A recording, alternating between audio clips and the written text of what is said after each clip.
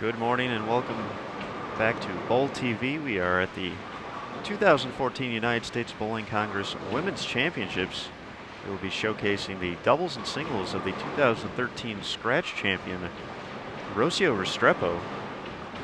She put on a near-record performance, firing 22.74, which included a perfect game, the 20th in Women's Championships history. She is back to the RSCC today to put that title on the line. So practice is just about over. We'll have a full recap of the lineups and all the excitement that happened at the Women's Championships yesterday. So this is Aaron Smith and Matt Cannizzaro, and we'll be right back. Thanks for tuning in.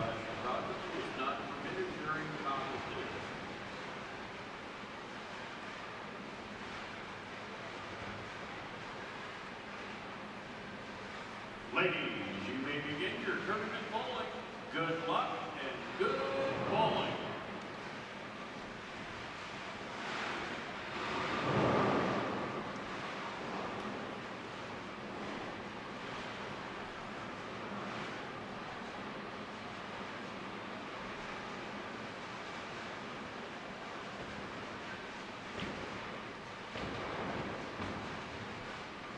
All right, the arrows are up.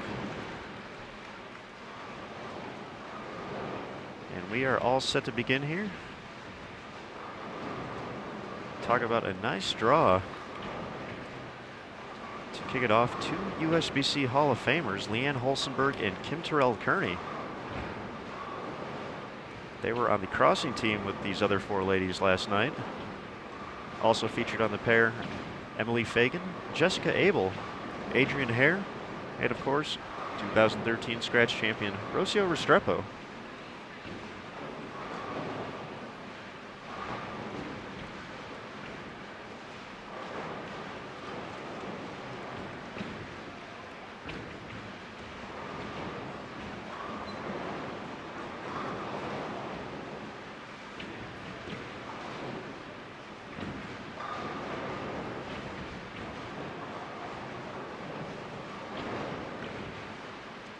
In yesterday's team event,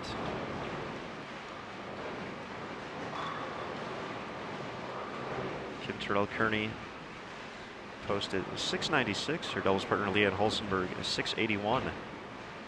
Emily Fagan 581. Jessica Abel 630.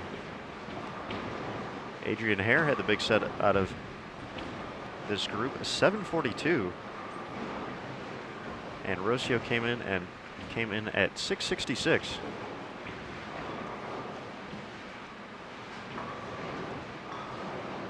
So she'll have some work to do today to get back to the top of the all-event standing, leading Division I. 2081. Set yesterday by USBC Hall of Famer Jeannie Nacarado, which included a 300 in doubles on her way to the Division I doubles lead with fellow Hall of Famer Robin Romeo. They put up 1479.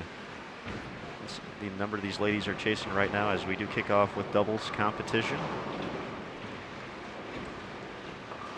Score on top in singles, 748. And last night in Diamond Team, one pair to our left, Tennille Milligan, Kendra Gaines, Linda Barnes, and Shannon O'Keefe posted a 28-19 to set the bar in Diamond.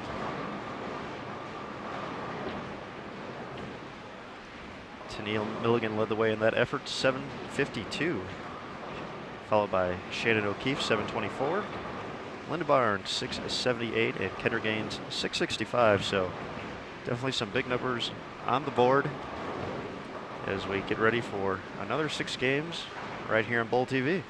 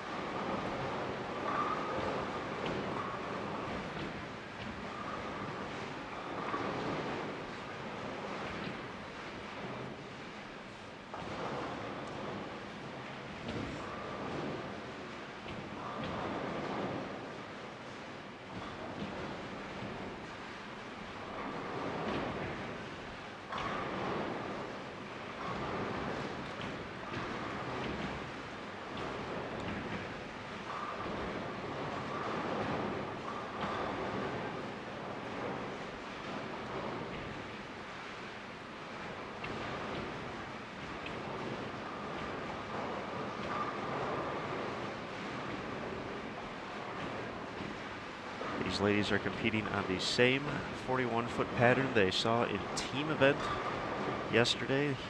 The 8 a.m. squad is on the fresh. The other doubles and singles squad at noon, which we saw yesterday, on the burn. So for these ladies who liked what they saw in team event, got to be excited about the opportunity to come back on this very same pattern. Matt Cannizzaro, how you doing this morning? Pretty good, sir. Bright and early here at the RSCC. Certainly have had an exciting week at both USBC Women's and Open Championships. And there's still more excitement to come.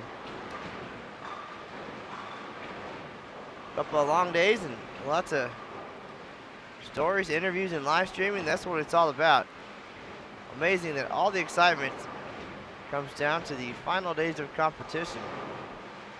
As this year's Women's Championships kicked off April 11th, but will conclude June 30th, just a couple of days away.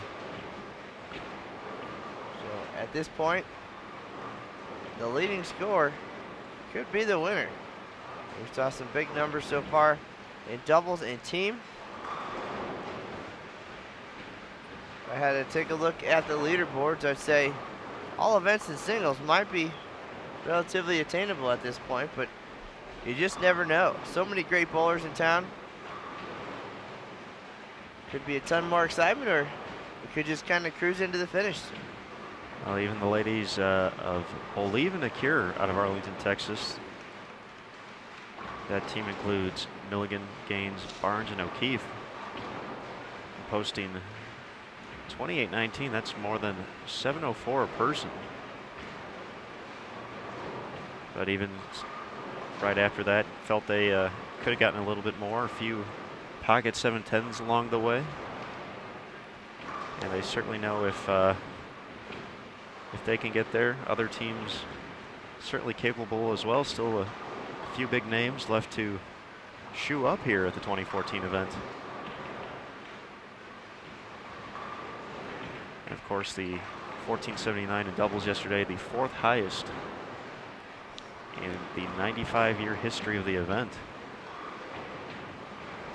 It beat the previous score by 80 pins. That set also included a 554 second game for Romeo and Nacarado, the third highest in tournament history. So rewriting the record books.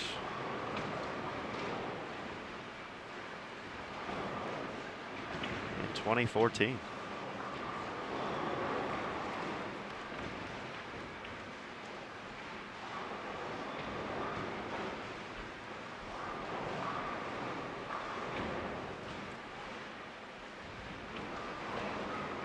All right, so some familiar faces on today's featured pair. Always a pleasure to watch these Hall of Famers, Leanne Hulsenberg and Kim Kearney, get it done. We had them on the broadcast actually last year, right here. I think we were sitting in the same spot even, pretty close. Could have been. It was definitely on this side of center desk.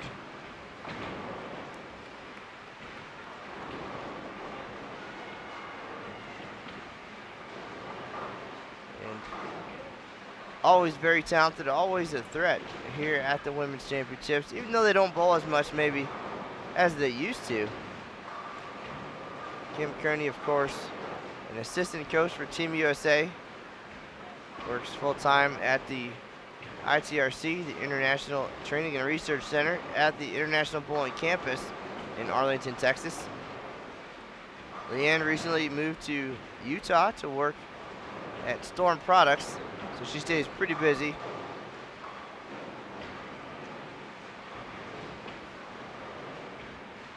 And our other folks, you've seen them all on TV at some point, collegiately, whether it was at Wichita State or Nebraska. Very accomplished. And always around for the top women's events, the Queens, the U.S. Women's Open. But with no ladies tour, they all got real jobs. Still focused on bowling when they can. Emily Fagan Of course, recently married to PBA standout Mike Fagan. Adrienne Hare is the daughter of former PBA winner Mike Miller and her aunt Dana Miller-Mackey, a USBC Hall of Famer. We'll see her competing this week in the Senior Queens, I'm sure.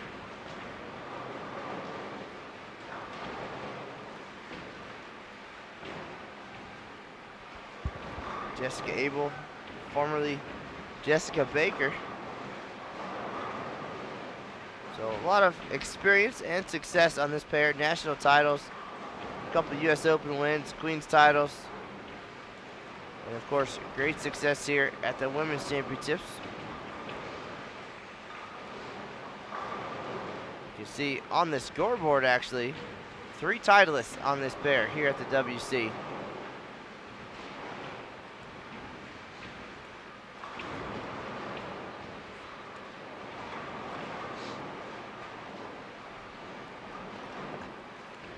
So I want to thank everybody for stopping by on this Friday morning. Bright and early here in Reno, the 8 a.m. squad here at the Reno-Sparks Convention Center. Quick shout out to Jason Milligan. He's tuning in to see if his wife's team can continue their success here after taking the lead last night. They're 1 pair to our left. We are behind 27 and 28. Tennille and company on 25 and 6, so we'll keep an eye on their progress throughout the day. Big team set last night, but today is all about defending scratch all events champion Rocio Restrepo. 2274 last year on these very lanes here at the RSCC. Included a 300 game, one of 24 in tournament history.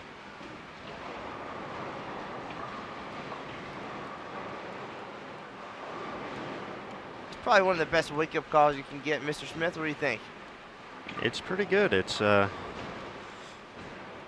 that was a very exciting day. We got the call about Rocio bowling on this 8 a.m. squad, taking care of business in doubles on our way to 300 for 782. Tough break on the 9-pin there. She came back, nearly took the singles lead. The 740, and after that it was she actually bowled her team event later in the day. Didn't even plan originally to bowl the Women's Championships. Was in town for the USBC Open Championships at the National Bowling Stadium and found a team to sub with, and struck a lot that day, to say the least.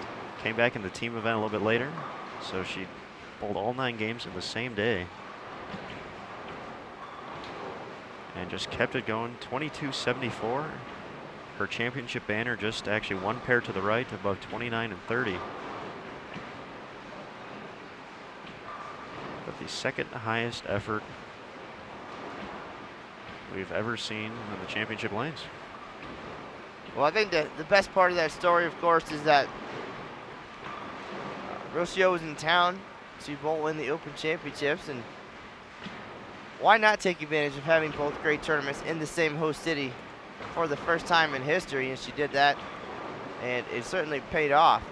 And part of the intention of having both tournaments here was for the ladies to have that extra event. Why not take advantage? Whether you came to town for one or the other, stop by, get on the subboard. It's 9 more games. More chances at some prize money. A few more chances to be competitive. This year it gets even better. You have the Open and Women's Championships here again in Reno, followed by the USBC Queens. Practice session is tonight. Qualifying kicks off tomorrow. We also have the Storm Bowlers Journal Championships presented by USBC and the Columbia 340 frame game. So if you're a competitive lady, this is the week to be here. So much going on, so many chances to compete. Many use the Women's Championships perhaps as an opportunity to fine-tune things, get loosened up a little bit for the Queens. That's how it's kind of been traditionally, though it's fallen in April most years. But here we are at the tail end of the women's championships. The numbers are established. The final 3 days of competition.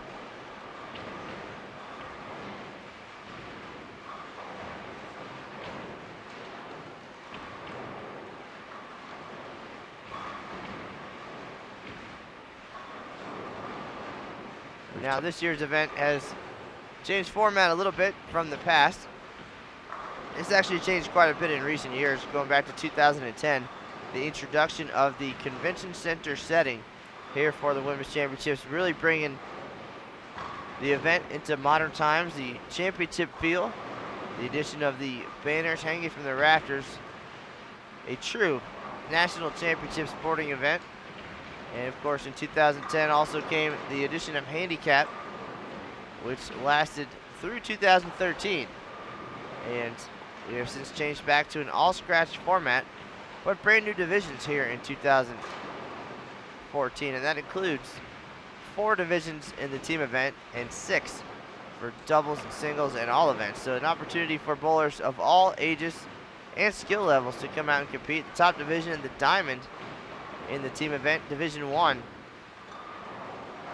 In the rest of the events, 190 and above, and our lowest divisions, 129 and below. So a chance for everybody to succeed and win some prize money, really get a championship experience here in this one-of-a-kind 44-lane facility built especially for these ladies. And now with the new format, of course, with everything being scratched, Rocio is competing in Division 1 now. So she came in as the 2013 Scratch All Events winner. Now, a little bit different. And the number she's chasing, however, 2081. By Hall of Famer Tini Nakarado. So, much less than the 2274 she shot last year, but certainly has her work cut out for her here in 2014. Once again, Rocio posted 666 in team events, so she'll have to do a little bit better than that. But certainly we've seen her strike more than anyone here, so we wouldn't be surprised. Rocio, a very accomplished international player, member of the Colombian national team. She's earned dozens of medals, there we go, in international competition, including a silver medal in singles at the 2013 WTBA World Women's Championships. She was just 15 years old. Rocio then went on to Wichita State, where she had a very successful career. A few of her Wichita State teammates on this pair, Fagan and Abel, also wheat shockers. I know we mentioned the pair to our left featuring our diamond team leaders. Also have some other talented ladies on the 8 a.m. squad. Mandy Wilson, Carol Teal, getting ready for the senior queens coming up. Christina Fran. And over on the high end of the house, pretty solid group from Minnesota featuring Kim Worth, Katie Pritchard, Lisa Noah, Karen Beck-Jordan, among others. So certainly a lot of excitement left to be had here.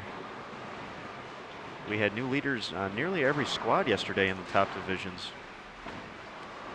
We didn't get a chance to talk about them too much because unfortunately for them, their lead only stood for one squad, but Storm Nation and Storm Nation 2 out of Brigham City, Utah, actually went 1-2 in the 4 p.m. squad yesterday.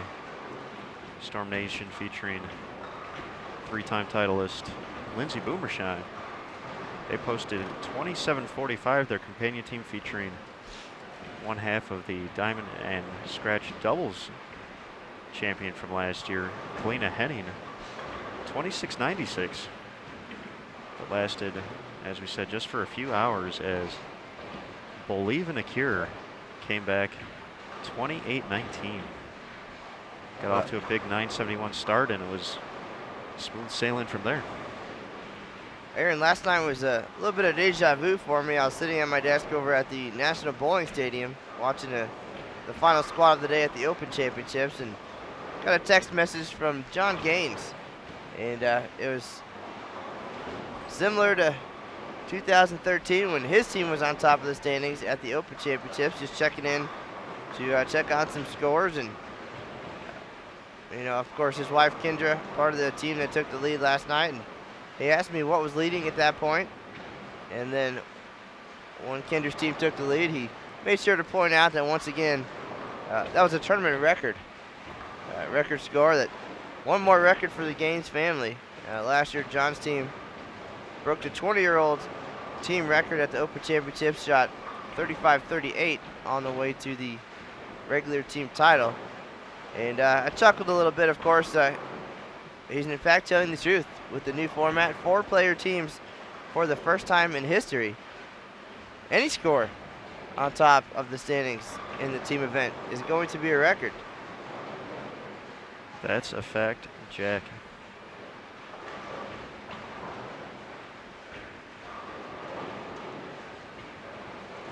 So we really have nothing to base that event off of course. All brand new, 4 players, 2,800, 700 a person.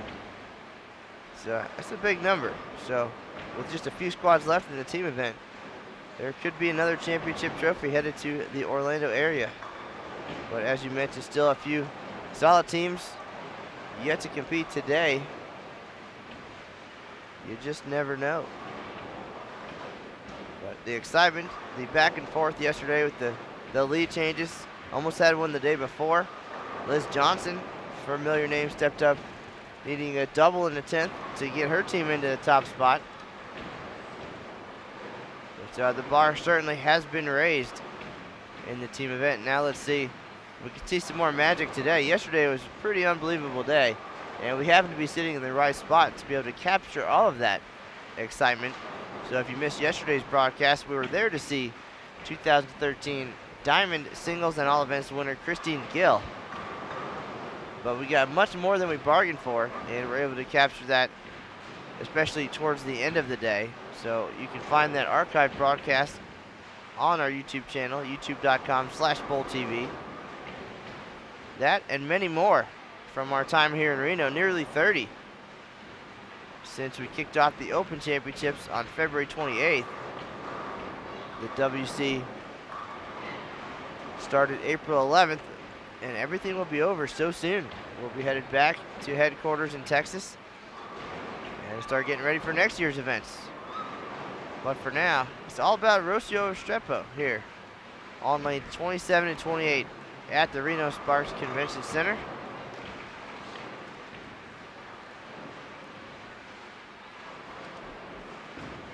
Rocio looking for her first 3-bagger of the morning. I'm sure she's planning on having quite a few throughout.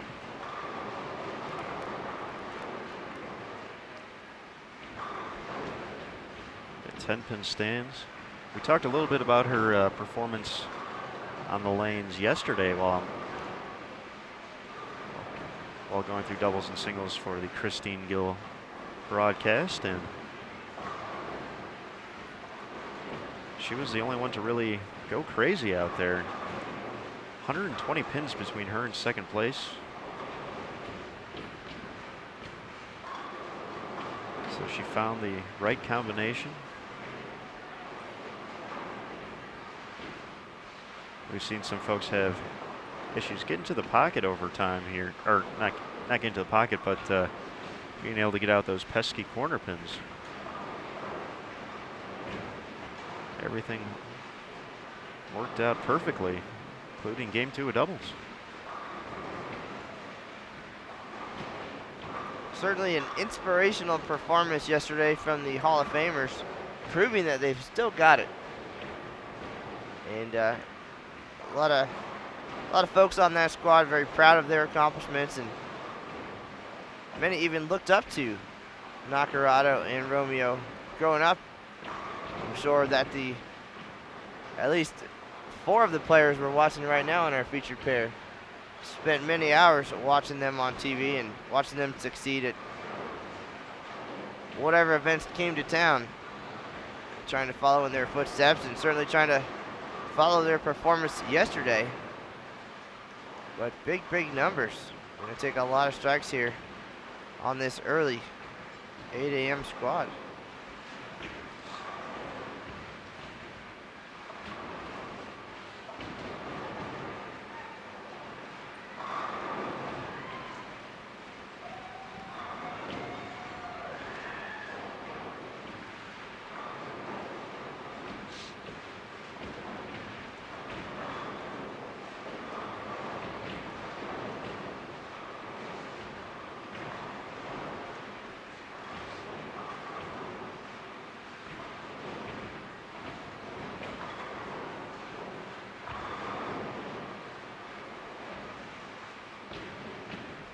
We appreciate everybody stopping by. If you're just dropping in, this is Matt Canizaro and Aaron Smith, and you're watching doubles and singles here at the 2014 USBC Women's Championships.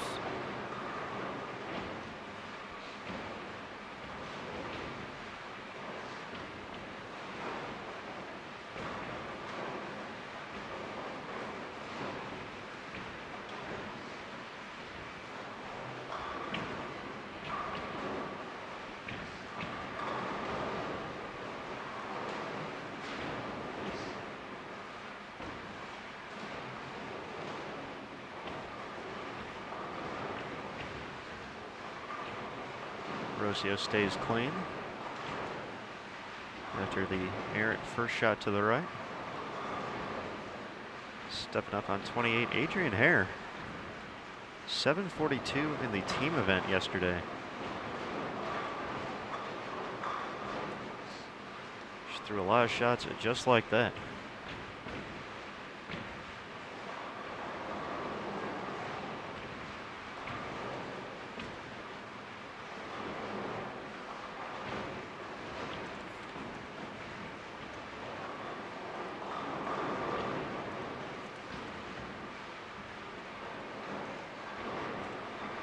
There were a few 700s in the 2 team events yesterday, so definitely a nice head start towards that 2081 number. Mentioned Tennille already 752. Struggling a little bit out of the gates in game 1, but has a double stepping up, or getting ready for the 10th frame. So she can still get to 200 this game with the back 5. Hare was at 742, and 2-time champion Alicia Current, 728, as a part of that Storm Nation team that briefly held the lead.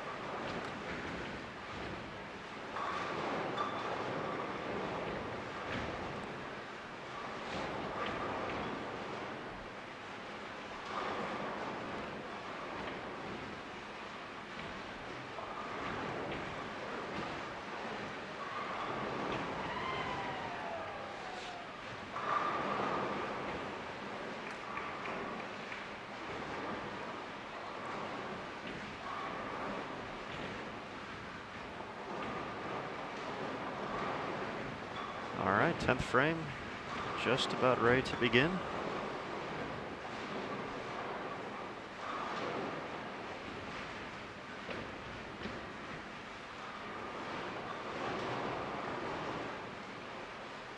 And we'll kick off with the Hall of Famers.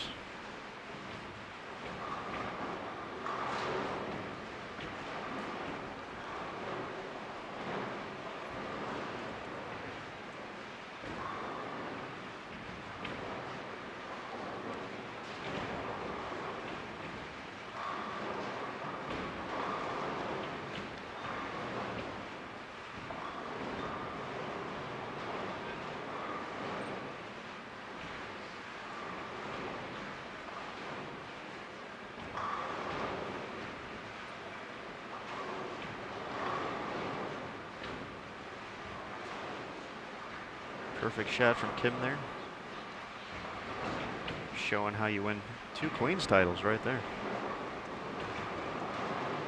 Although Kim does not realize it's the 10th frame apparently.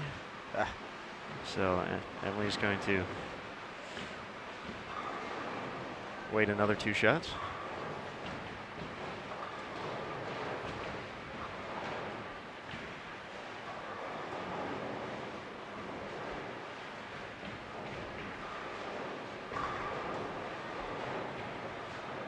Correction from my previous statement, 1 Queens title for Kim.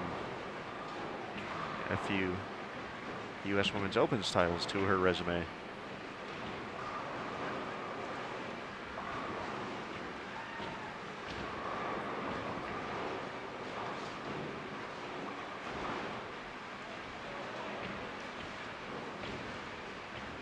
One pair to our left, Tennille Milligan finishes up 176.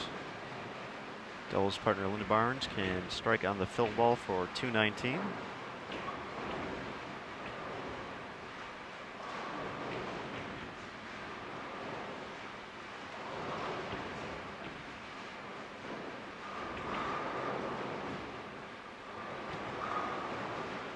Great shot there from Leanne. She'll be in the 2 teens.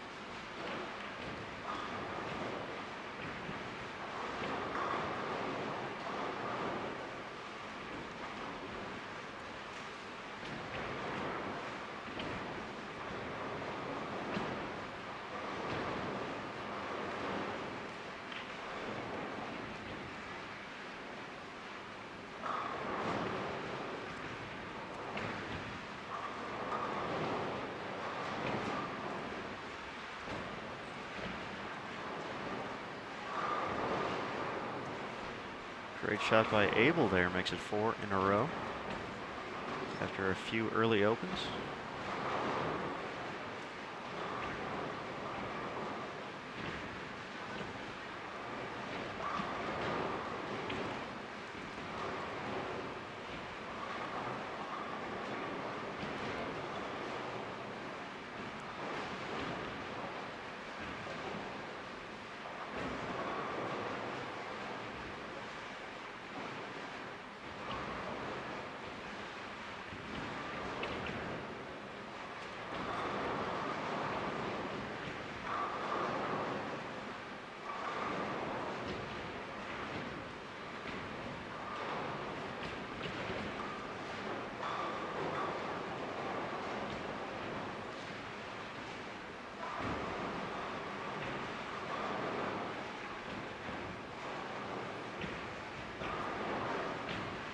2:38 for Kendra Gaines, 2:30 for Shannon O'Keefe, so a nice 4:68 start.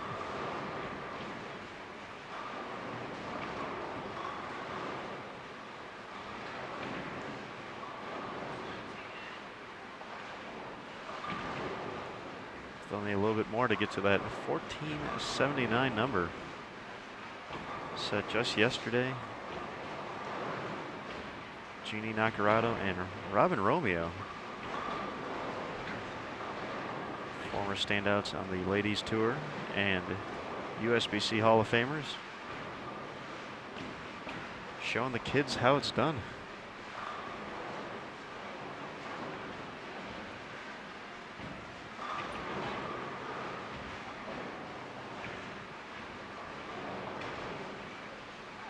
We have our first question in the chat room. Is Emily Fagan related to PBA champ Mike Fagan? They are now. Mike and Emily got married not too long ago. So congratulations to them. Mike, of course, a standout on the Professional Bowlers Tour.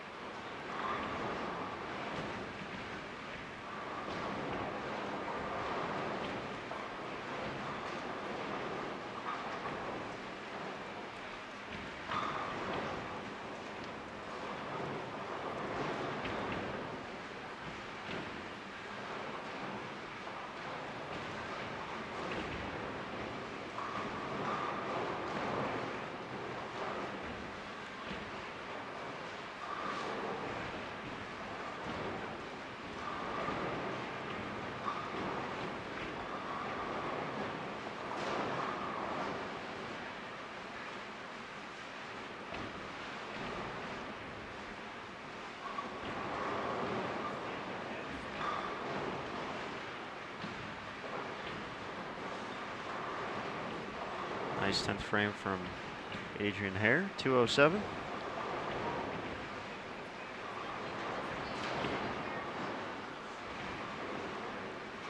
Rocio gets to 201. In the opener.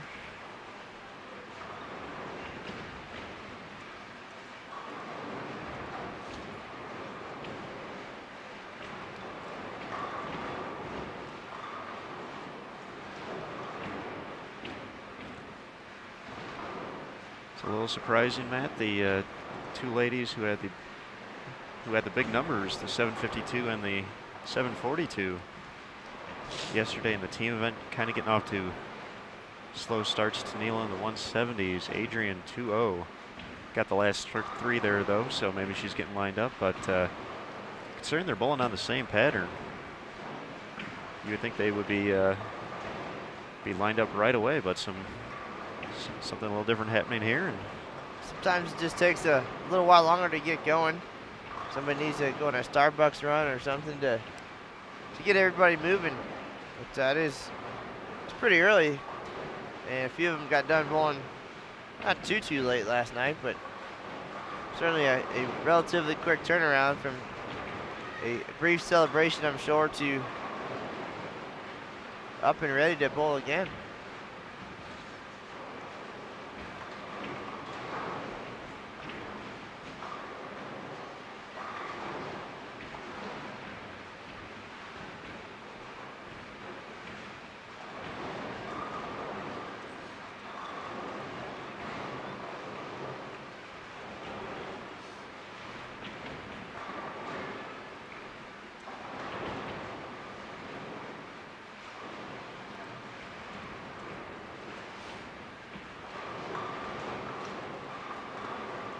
After all the fun and excitement we had yesterday here at the Reno-Sparks Convention Center, never know what the next day holds at coming in during the next squad at noon. USBC Hall of Famer Carolyn Dorn-Ballard and her very talented team. Marsha Klomkin, Brenda Padilla, Kathy Dorn-Lizzie will all be here. Lindsay Boomershine, Hall of Famer Tish Johnson, Kelly Callahan, Alicia Current, Kalina Henning, and quite a few more. So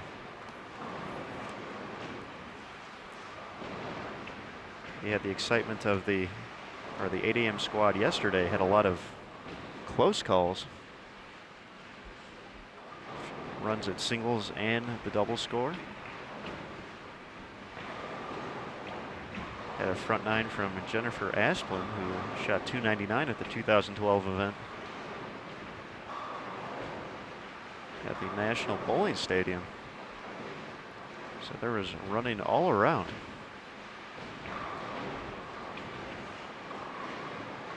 Our running will be limited as we are behind lanes 27 and 28.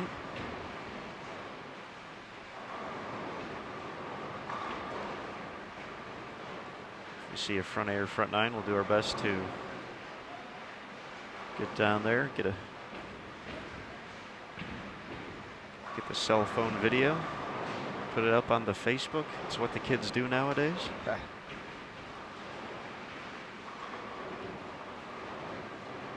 And if you haven't visited the official USBC Open Women's Championships Facebook page, be sure to check that out. A great video taken by the one and only Matt Cannizzaro of Jeannie Nacarato's 300 yesterday. Very emotional moment, very cool just to see all the ladies, basically a who's who of bowling, being the first to congratulate her. You know, and talking to her and Robin yesterday, a very emotional moment as well.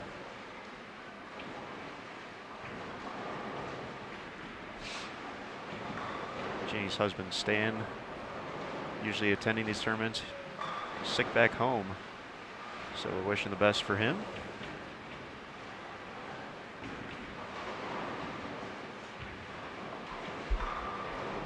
Great shot there by Kim. Looks like the Ebonite pivot point in hand.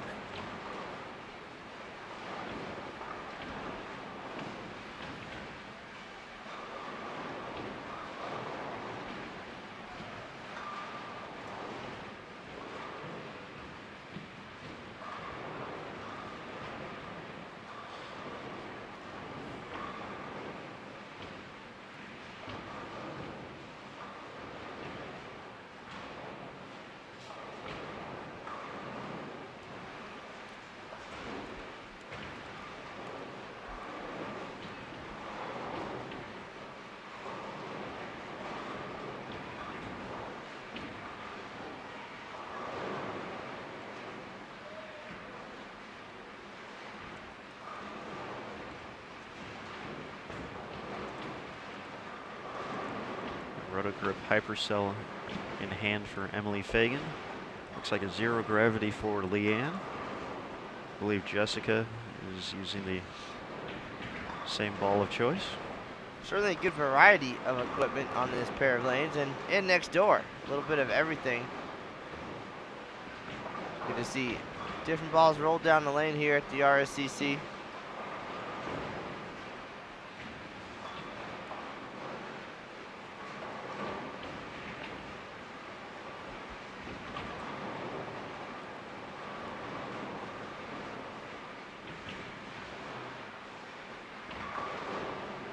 Looks like a Marvel S coming out of the bag for Emily.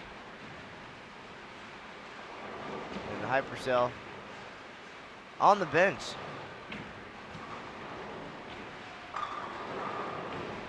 Certainly does help when everything's recognizable. Bright colors. Looks like a Roto-grip Defiant Soul for Adrienne, starting to get going here. She actually, I believe she finished with 270 last night to get to that 742.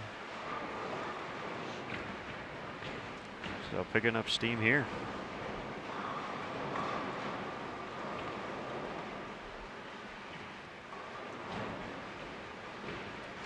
Yep, 239, 233, 270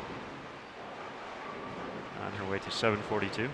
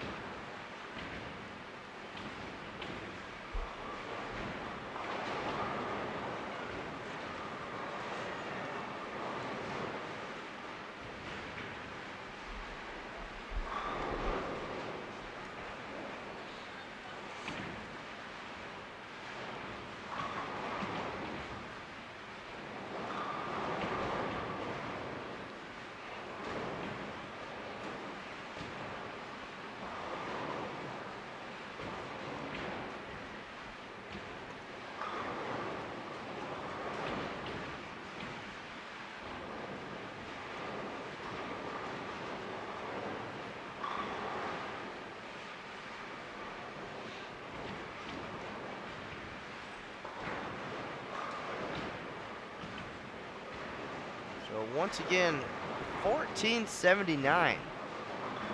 The number they're chasing here in doubles. That's the lead in Division 1. Our highest category now with the new format here at the Women's Championships. The highest of 6 divisions. So a great opportunity for all skill levels to succeed here.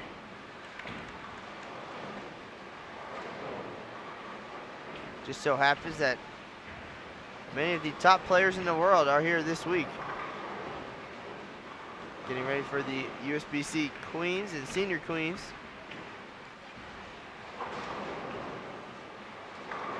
You got a chance to experience the rush of that this week. You got a little taste in 2011, but the full experience with both tournaments being in town. Had some solid scores shot led up to this final week. But these ladies are showing why they are, in fact, the best in the world.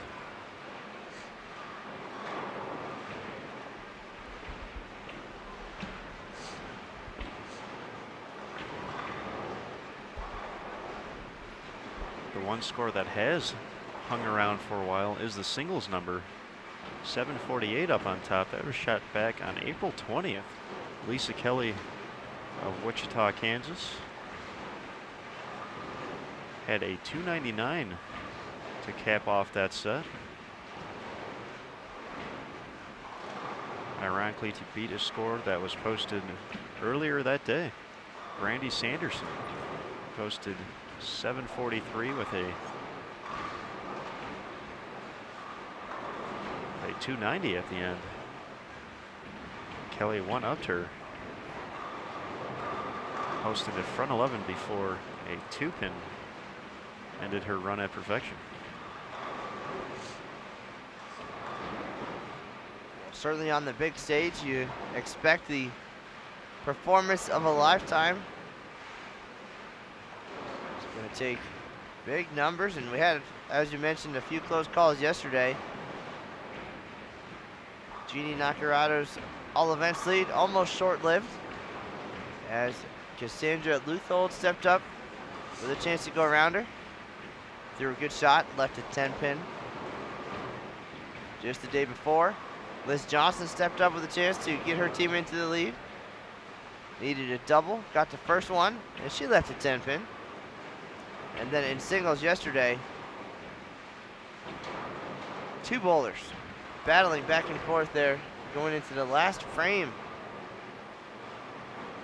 Came up a little bit short. Again, both good shots. And that singles number continues to hang on. It's kind of what we saw last year too. The same number up top, 748, was enough for Jeanette Adams to win the scratch portion. But even going into the last day, one pair to our left, Kendra Gaines, got off to a strong start in singles, but fell a little bit short in the final game. Jessica Hatcher made a run. Earlier in the year, Rocio Restrepo had a shot as well, stepping up in the 10th frame to take that lead. Well, I think we have a very talented and motivated group here on the lanes right now, and by process of elimination, the Storm folks would have to be on the next squad since they're not bowling right now. So noon could be a very busy squad as well. And we still have, again, some pretty talented players across the house right now. Just turned to my left and saw John Zerbinski, the 2013 All Events winner at the Open Championships, watching Christina Fram on 19 and 20. So a talented group over there, including Lil Johnson, a top senior competitor. Mandy Wilson, as Aaron mentioned earlier. So a lot of possibilities over there for some noise here. With a very strong Storm crew coming in on the next squad. Lindsay Boomerstein, Lisa Current. We saw them dominate in 2012. They actually posted the third highest double set ever, 1480. So 1 pin ahead of what is leading now. So they know how to do it. They've been there before.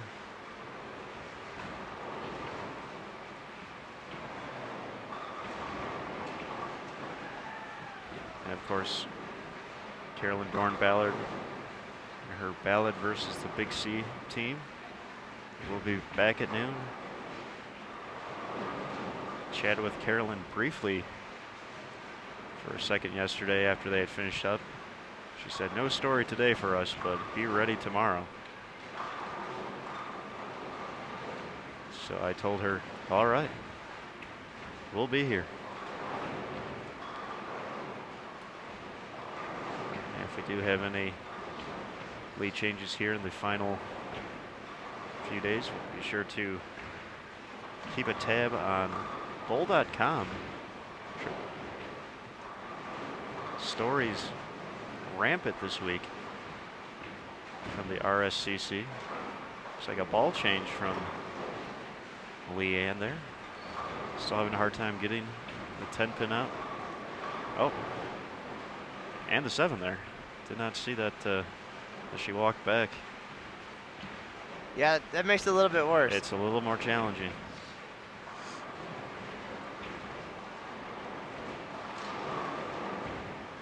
So, Aaron, we're pretty used to all the excitement at the Open Championships, of course.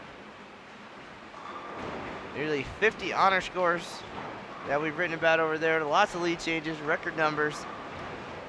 And we get a little heat every once in a while about why we don't write as much from the Women's Championships. And, of course, the scores are just less frequent at the WC. It's not because we don't enjoy it. The big numbers and the lead changes just don't happen quite as often until this week. And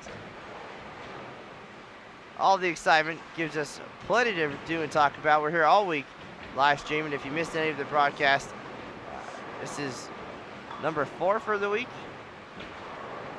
And some great stories, and I know we're going to see some more. And there's so many players, so much to talk about. So we certainly made up for some slow weeks here. Of course, the Women's Championships only in the 80s as far as days of duration compared to nearly 140 across town. But this week, certainly all about the ladies. Between the WC and the upcoming USBC Queens. I have a feeling Aaron Smith has not written his final story of the day. Of course, we'll have a recap of Rocio's performance as the kind of defending champion here. But I think there's going to be a little more magic, so maybe we'll hold on to that story till after the noon squad. And I will head back over to the National Bowling Stadium and wrap up today's competition at the Open Championships and start getting situated for the Queen's practice session, which happens tonight. So a lot of bowling for some of these ladies already.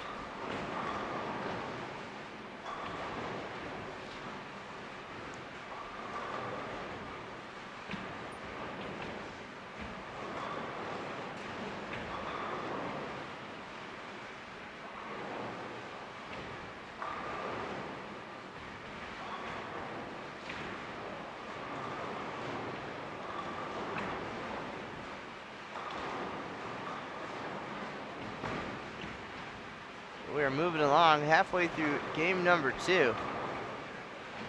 And a lot of strikes on the board, just not on this pair of lanes. So our featured 6 struggling a little bit. High game, game 1, 223. That was Kim Kearney.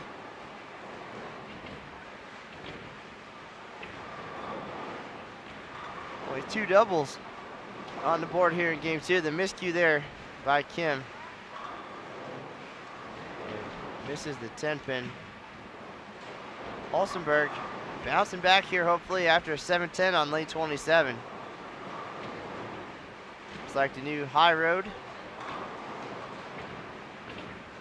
Great shot from her.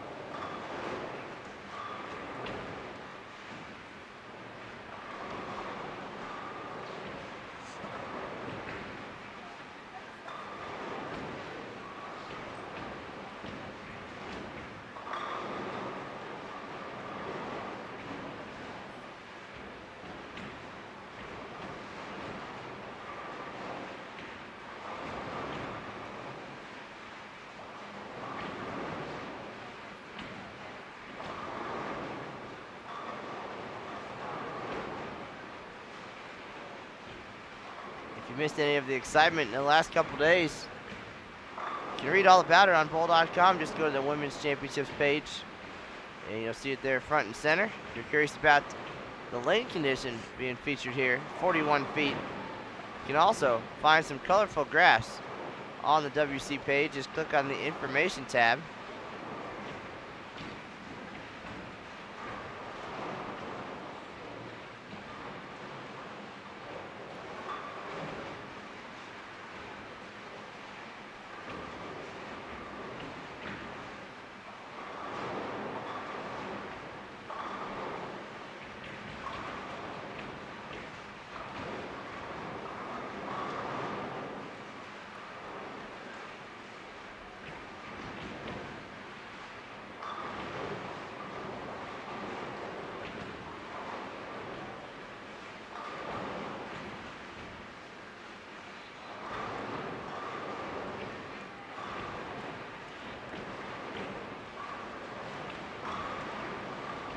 So Rocio now up on 28. She's looking at a 4-pin. No doubles here in game 2. Started with 201. And 666 last night in the team event. Got a lot of work to do if she's going to catch Hall of Famer Jeannie Nacarado, who set the bar in all events. 2081.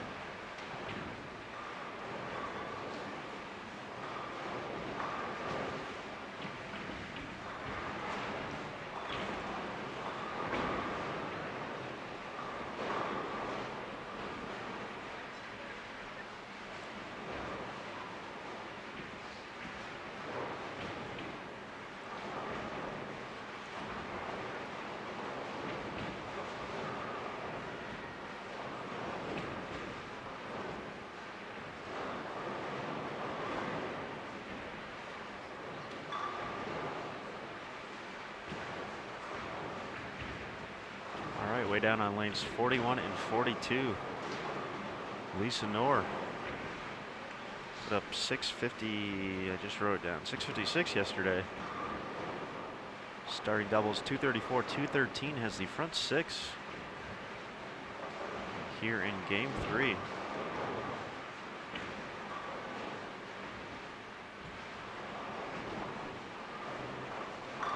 They only have 4 on their pair. Moving a little bit quicker. Kim Worth also with the front 6.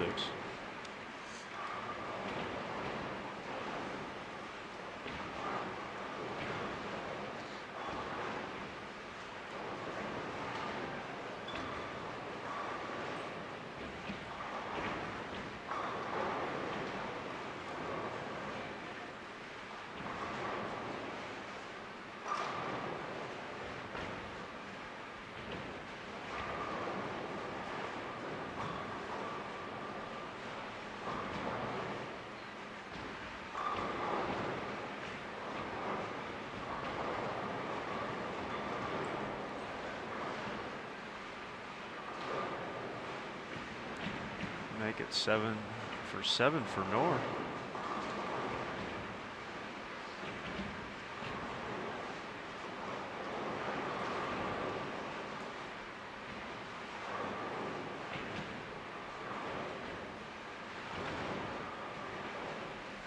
If you'd like to follow along with their progress, be sure to check out the X Bowling app. Go to lanes 41 and 2 here at the Reno-Sparks Convention Center. You can keep tabs on either the Open or the Women's Championships from X Bowling, so keep up with your friends or your coworkers when they're beating your score by 200 plus spins.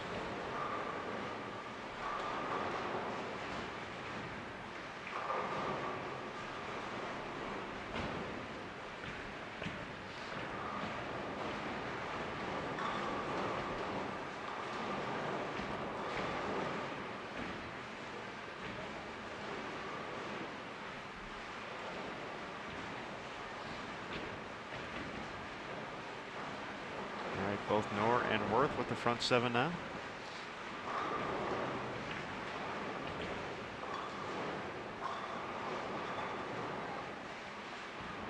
Knorr leaves a 10 pin in the 8th frame.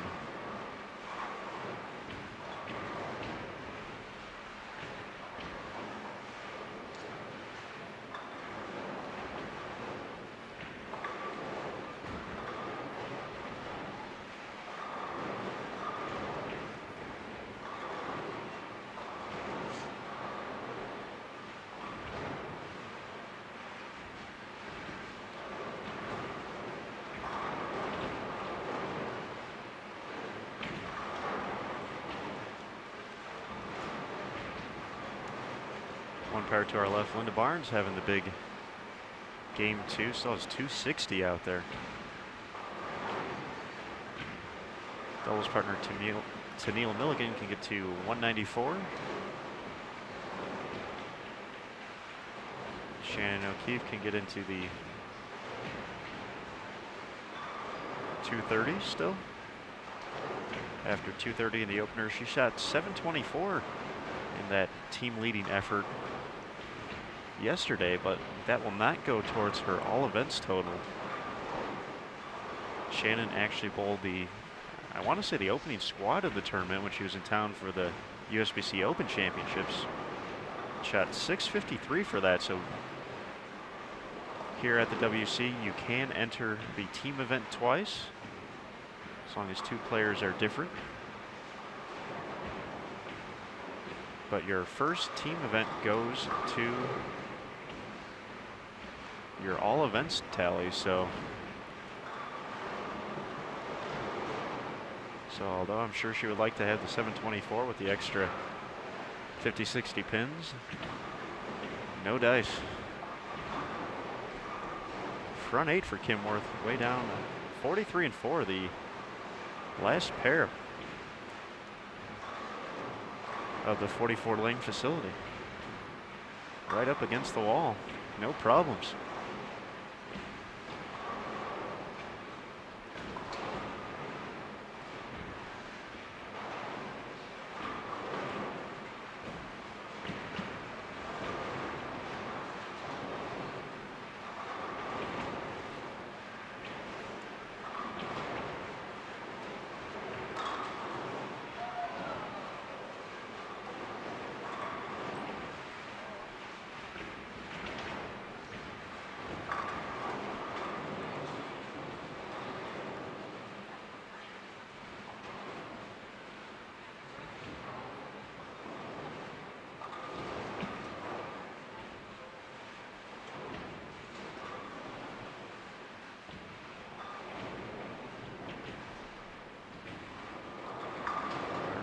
Kim Worth, a left-hander, up on 43 right now.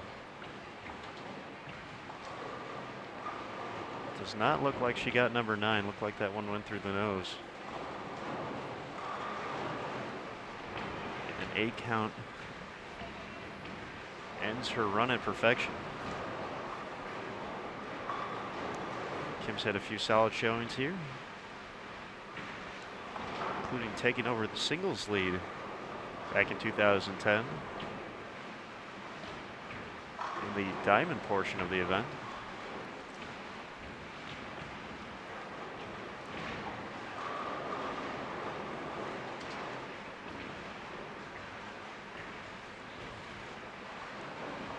Right now we're getting ready for the 10th frame of game 2 of doubles.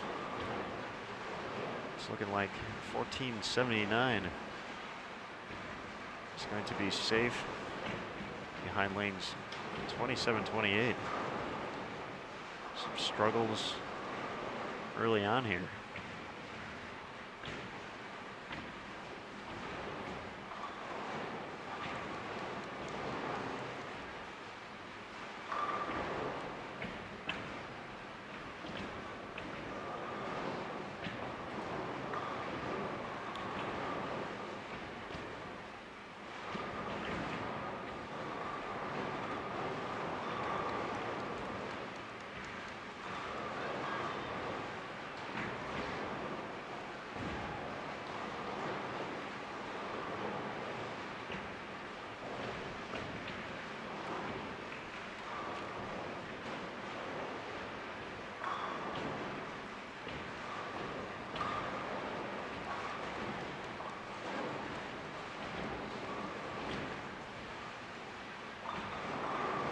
Nice performance by Linda Barnes right next door. Always cool to look up and see all the strikes across these fantastic Dektronic scoreboards.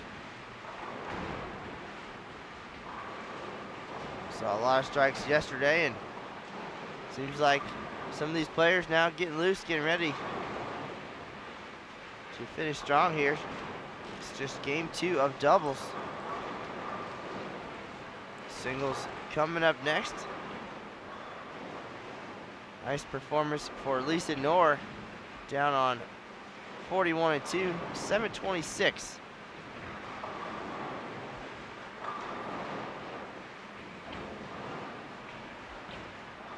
It's like a 13-26 doubles effort. Now 13-44 final. All Leader, right. 1479 is the top score. 656 in team event for Lisa yesterday, so she needs 699 in singles to dethrone Jeannie Nakarada.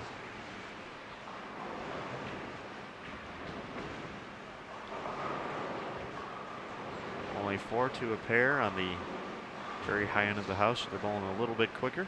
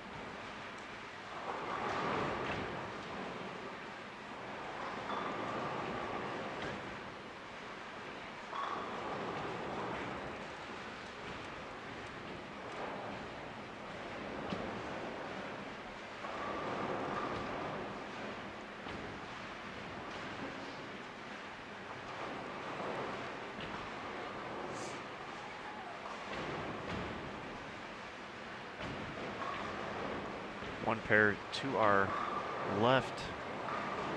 Tennille Milligan, 182. Doubles partner Linda Barnes, 260. Kendra Gaines, 200 on the nose. And Shannon O'Keefe at 236. So that puts Shannon and Kendra at 904.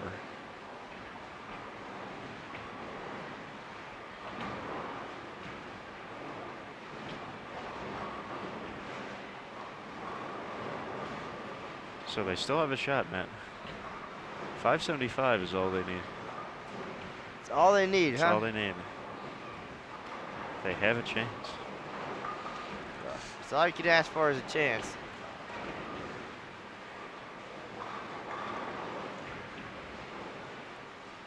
Still get a kick out of our live stream a few days ago at the Open Championships. Terry Rohr and company, after the big performance and team event 13-18, we were featuring their doubles and singles already due to defending singles champ Zeke Bate being a part of that team. They had one member of the team already finish up, your doubles partner, Kent Wagner. But going into the last game, the four players needed 1199 between the two, or between the four of them, which is pretty tough to do. J.R. Raymond missed on the first shot, eliminating all hopes. Made for a good laugh, though, among the group and possibly in the live stream booth as well. Every once in a while we have some fun out here, so.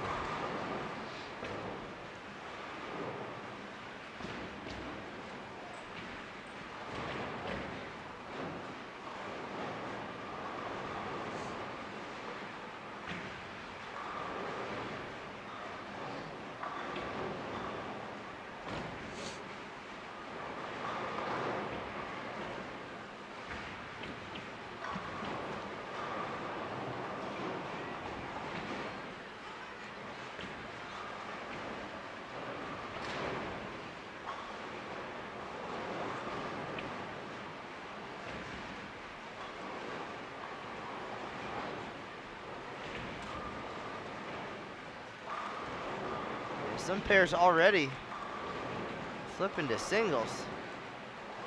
They've only gotten 4 as opposed to 6 for everybody else. We'll stay on the same pair for singles.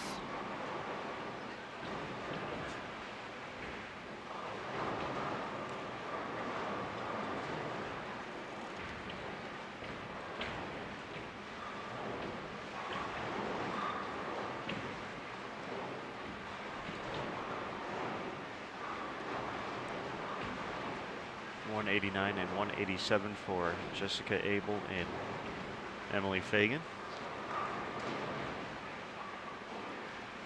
Rocio with a first strike in the 10th.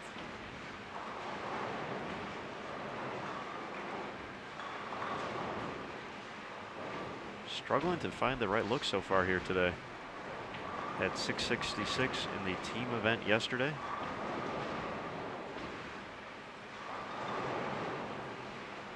.201 in the opener, and we'll be in the 160s here.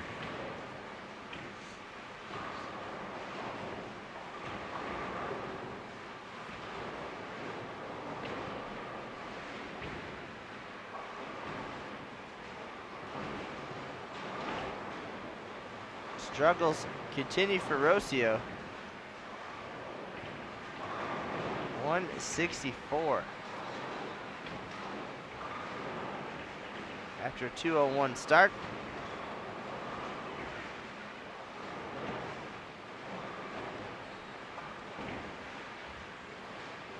.666 last night. It's going to take a record performance the rest of the way.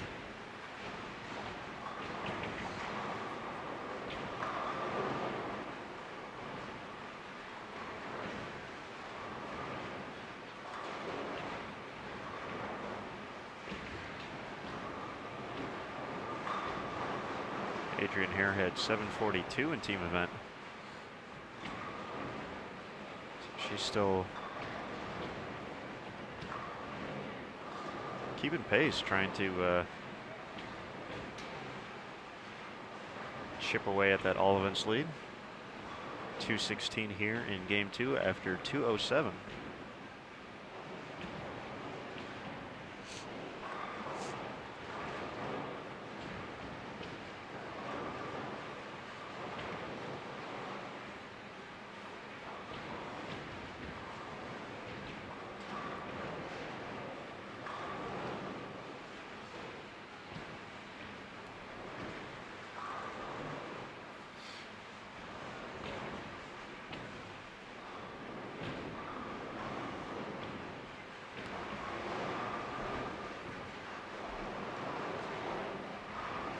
So 8:33, the high doubles pairing on our feature pair here. So we will not see anyone dethroned.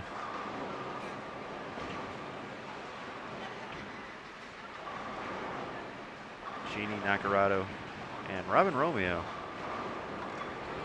here in the morning squad. Their lead safe for at least a few more hours. Very talented crew coming on at noon. Lindsay Boomershine, Alicia Current, Tish Johnson, Carolyn Dorn Ballard,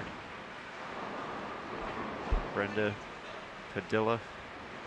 Well, Aaron, I don't say that I would necessarily cheer for anybody in particular, but you always like to see people do well and succeed. And you know, we've had a chance to get to know a lot of these ladies over the years, you know, on and off the lanes, but I think there would just be something special about seeing Jeannie and Robin take home that doubles title. There's the two Hall of Famers proving they've still got some magic left and put on the performance they did yesterday. They had many, many people in tears after the 300 game from Jeannie, and then cruising into the doubles lead. And actually had to chase them down. They're so excited and humbled, and they just packed up and left when they were done. They didn't wait around. They didn't think too much about any pictures or interviews, and grabbed them right before they jumped in a rental car to head out. And Jeannie actually didn't know that she took the all events lead. At that point, they hadn't got their score sheets. They didn't total anything up. They knew they bowled well. They knew they were leading doubles. Of course, 300 always exciting. But yeah, had no idea about the Big Ten frame to get into the all events lead and all the drama that unfolded around them. But sometimes you just enjoy a feel-good story, and I think that definitely is it. Yeah, Jeannie put together a big 266 in the final game. He had the first shot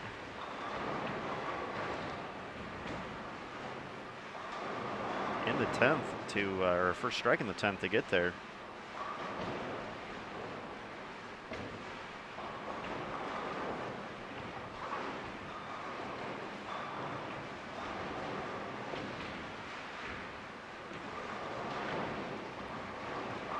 And as expected, the Hall of Famer came through.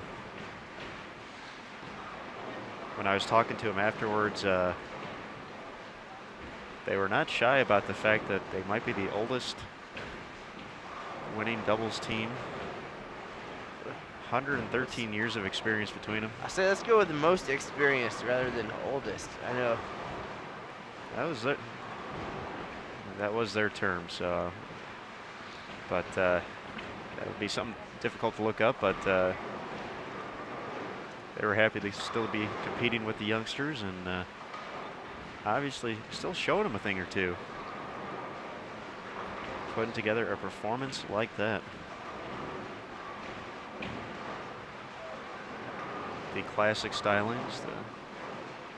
I saw a lot of folks post on your video how it looks like Jeannie's game hasn't changed since her days on the PWBA tour. See, I believe I watched our team event last night on DVD, and my game hasn't changed over the years either. I'm still terrible. So I've got that going for me, but you're absolutely right. And no doubt that their success yesterday is going to bring up some old YouTube videos, I'm sure, of back when they were on TV. Winning titles, earning their spots in the Hall of Fame. I bet we can find a couple of those, because if those scores hold up, we're going to be talking about Jeannie Nacarado and Robin Romeo for the next 12 months even. That's true. Would give, if both scores ended up holding on, they would each have 5 titles here at the WC. Robin already in the books with 4.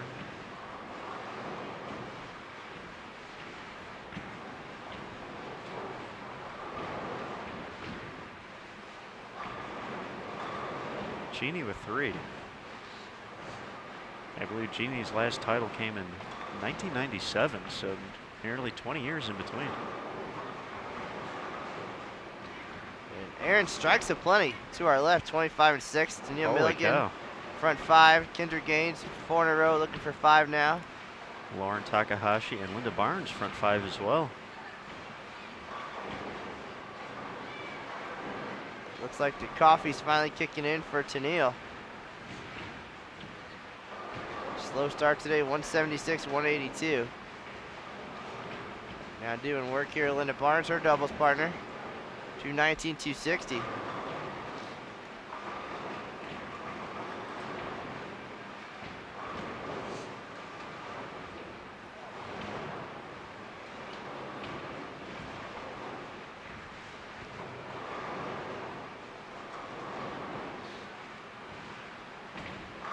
We saw a 5:54 doubles game yesterday on the way to the lead. All smiles at a Kendra Gaines. Striking's fun. Bet if we struck more, we'd have more fun out there too. Yeah, but we both know that's not going to happen, so.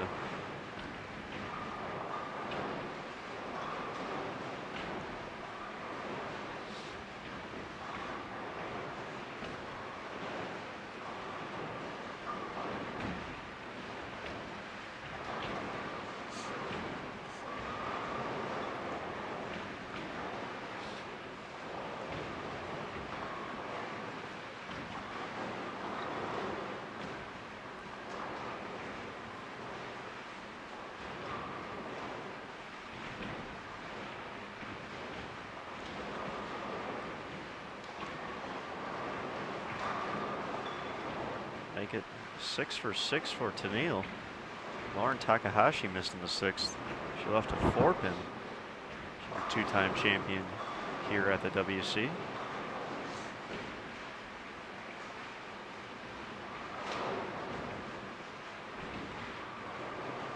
Lauren's been bowling alongside Leanne Hulsenberg for quite a few years and was part of Leanne's record run from, I want to say off the top of my head, from 2005 to about 2007 when Leanne won everything. She went through the Grand Slam of team doubles, singles, and all events, all within a very short span. Had an 800 series on the championship lanes during that, to go along with a all events title back in 1987. So 5 titles here in the books for Leanne Hulsenberg. Front 6 for Linda Barnes. And Kendra unable to get the 10-pin out, so Linda and Tennille still living the dream. The 600 is still out there.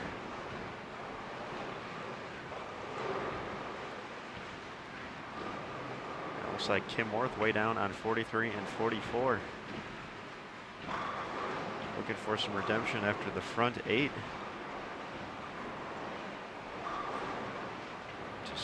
To finish her double set, has the front 7 right now in game 1 of singles.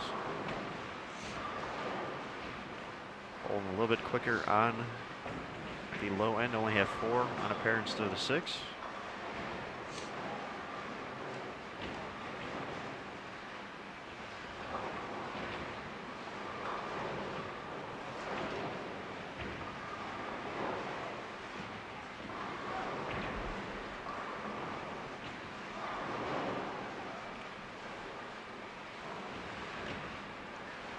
So the singles number, 748. All events, 2081, I think, to most attainable here as we wind down at the 2014 USBC Women's Championships. Right now we're live on Bowl TV. Behind lanes 27 and 28, but talent across the house. And a lot of strikes here. Most of the folks finishing up doubles. They're in game 3. Some already in the singles.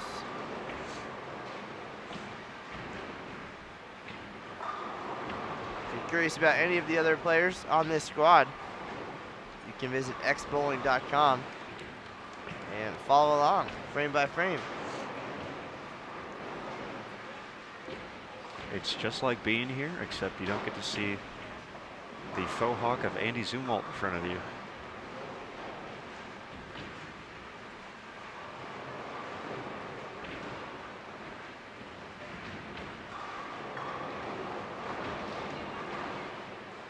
All right, Tennille unable to make it 7 for 7, leaves a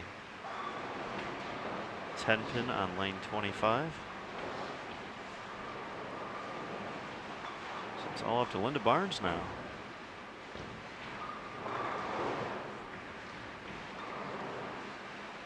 Over on that pair.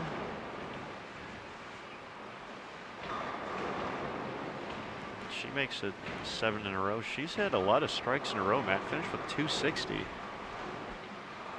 So that means she has not missed since the 4th frame of game 2. Well, I think she's thrown a few strikes in her day as well. Her and Carolyn Gordon Ballard. We talked so much about the 1479 being the 4th highest double set. That actually belongs to Linda and CDB. 1498 back in 2004. As they claimed the classic doubles title that year. Still haven't had a 1500 in WC history.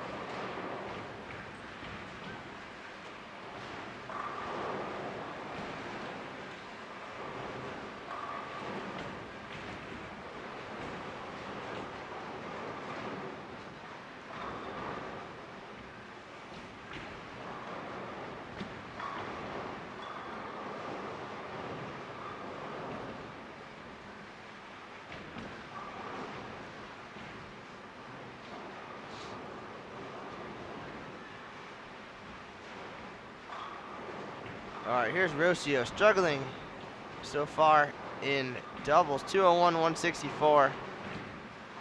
Looking for a double, trying to get some momentum going here.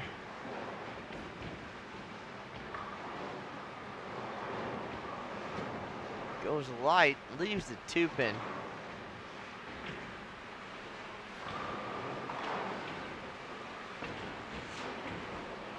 So, simple mathematics. She has her work cut out for her.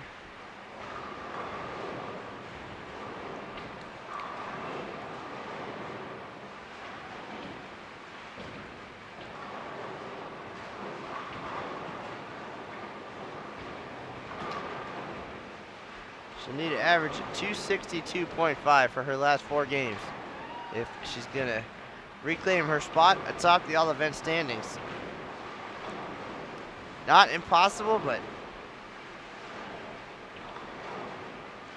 quite an uphill climb. Certainly so. Linda Barnes over on 25 and 6, 8 in a row. That's just a lot of X's up there. That's crazy.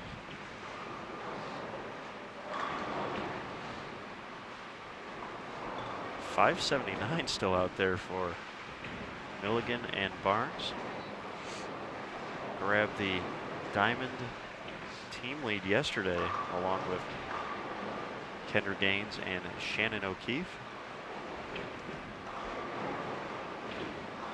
They will not have enough to grab the doubles lead as well, but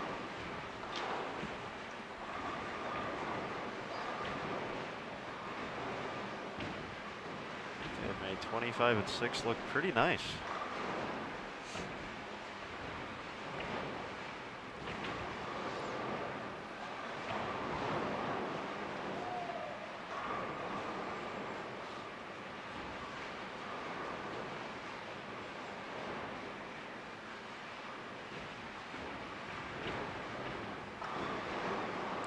Tough break for Leanne there, leaving the ring 7.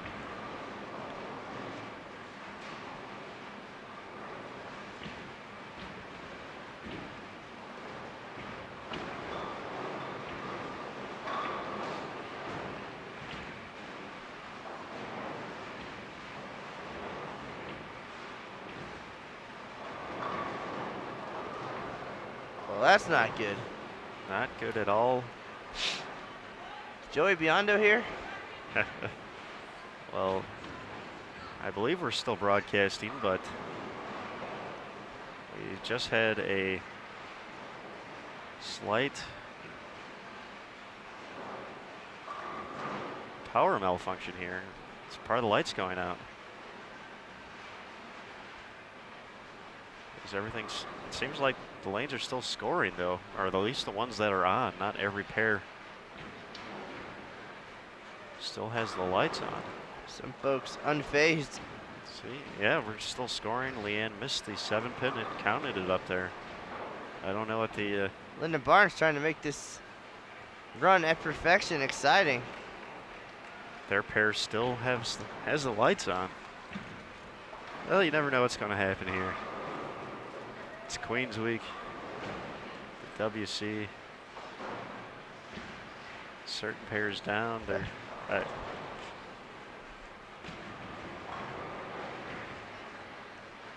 not sure if they're going to stop everyone, but the folks who can are still have the lights on, still bowling.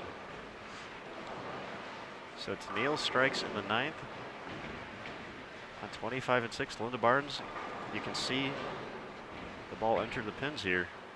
Here's the shot, looking for front 9. She's got it. She's really good. She is not bad at the bowling.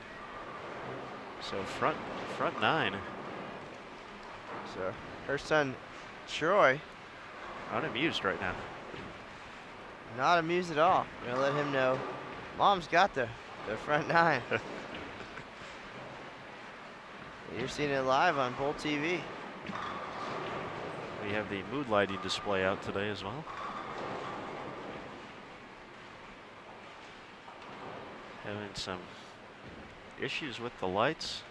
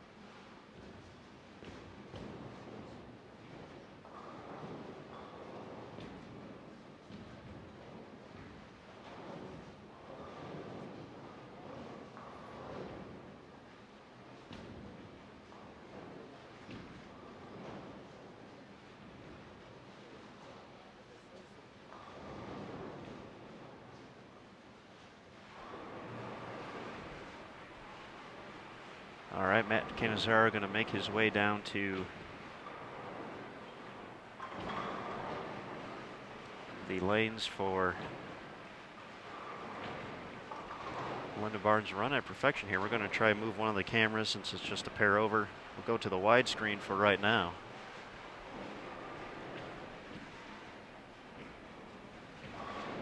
Still having some lighting issues here. Looks like most of the pairs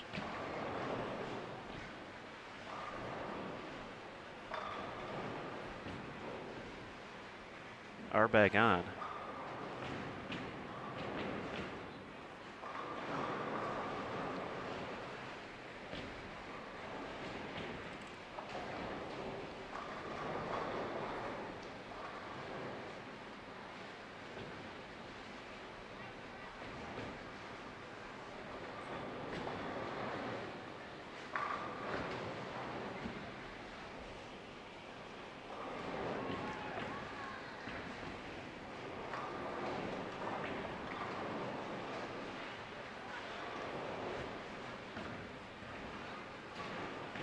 All right, folks, Tennille up first.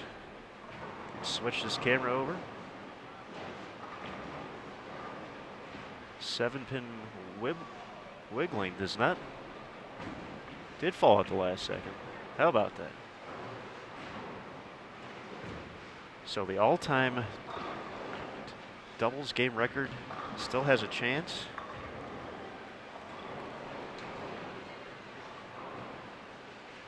.279 still out there for Tennille. And here's Linda Barnes working on the front 9 on lane 25. Here's the first shot. Perfect. 10 for 10.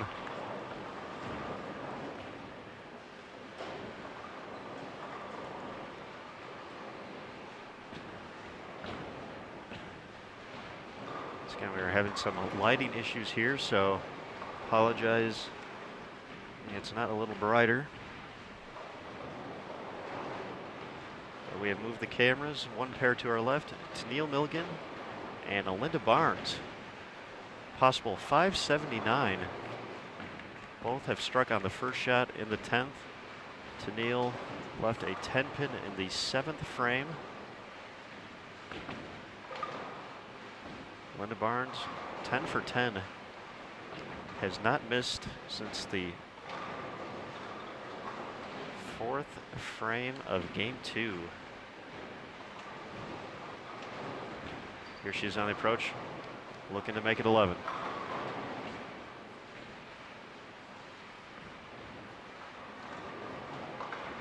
Gets a nice break, trips the 4-pin. Showing off the Hall of Fame carry right there.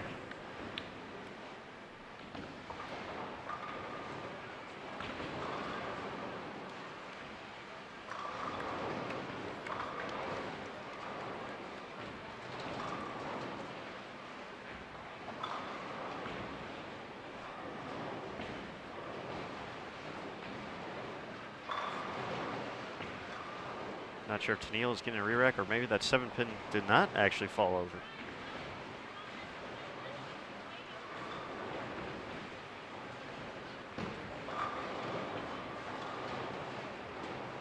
So we'll have to get a score correction up there, so they can still tie the record. But here's Linda Barnes going for 300 live on Bowl TV. Front, 11 strikes. Here's the shot. Trips the 9 out, 300, Linda Barnes, everybody. USBC Hall of Famer. Finishes doubles with the last 12, 779 series, 219, 260, and 300.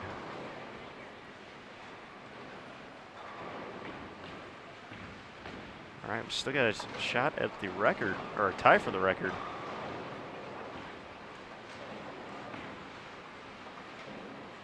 .558 is the doubles game record. Tennille will need a strike on the fill ball.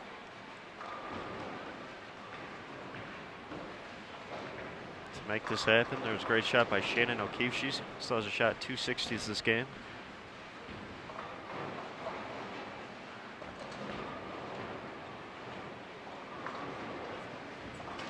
So Tennille needs this to tie the record set by Linda Kelly and Mandy Wilson. And she gets it, 558 in the books. So we have a 3-way tie atop the all-time high game number, 558.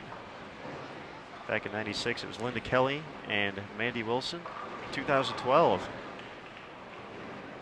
Karen Evans and Melanie DiCarlo, and right here in 2014, live on Bowl TV, Linda Barnes and Tennille Milligan.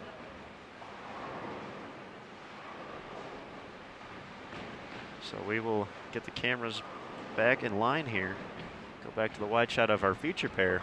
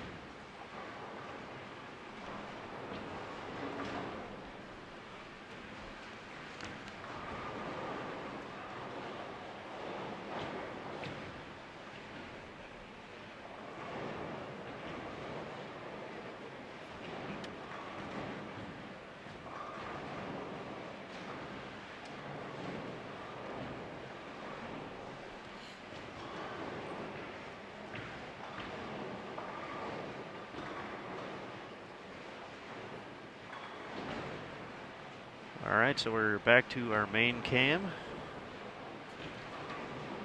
Once again, making the switch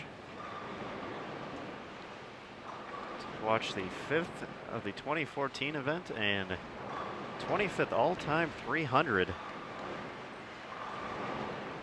What a performance by Linda Barnes. Finishes with a 779.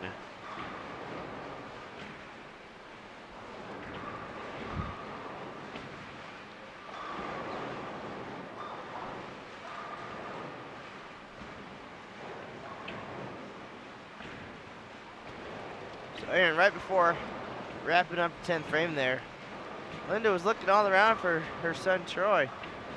He's in his own little world, wandered off after about 8 or 9, had no idea. And somebody grabbed him and he ran over kind of nonchalantly, and then he finally realized, and she said that she always seems to shoot 300 when he's around, and that's her good luck charm. As you saw that last shot, yeah, a very good angle from up here. The 300 that almost wasn't. As the pin came across, took out the 9, and Linda has added her name to another spot in the tournament record books. And Troy got to see it. We'll have that posted on Facebook here in a minute. But tell all your friends too to check out the archived broadcast from today. And you'll get to see Linda Barnes shoot 300. Now it's time for singles on that pair. Right now on our featured pair, we're watching 2013 Scratch All Events winner Rocio Restrepo try to finish strong here in doubles and get some momentum going for singles. She needed to average 262.5 for her last 4 games to get back to the top spot, which may be out of reach if Linda Barnes keeps striking the way she has been. We'll get some tallies for you here. 678 in team event for Linda, so seems like the lights are trying to come back on a little bit. Yeah, what has Linda got, like 20 in a row now at this point at least? 21. 21. With a strike in the first frame.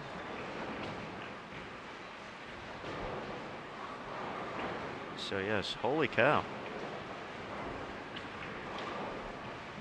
And it appears we have light again.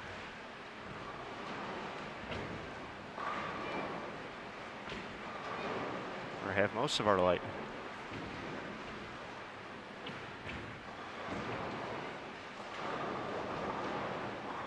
But real quickly, I think I got all the correct scores before they flipped over to singles over on 25 and 26. Linda Barnes 779, Tennille Milligan 616 for 1395.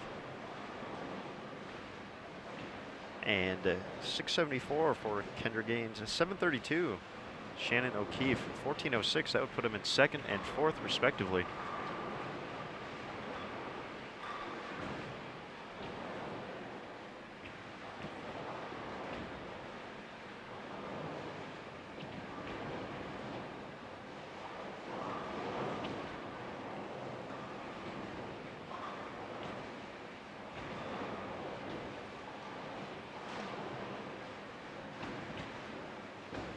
So Linda in fantastic position to make a run at the all events lead as she finally misses for the first time in about an hour and a half. Needs just 621 for a share of the lead.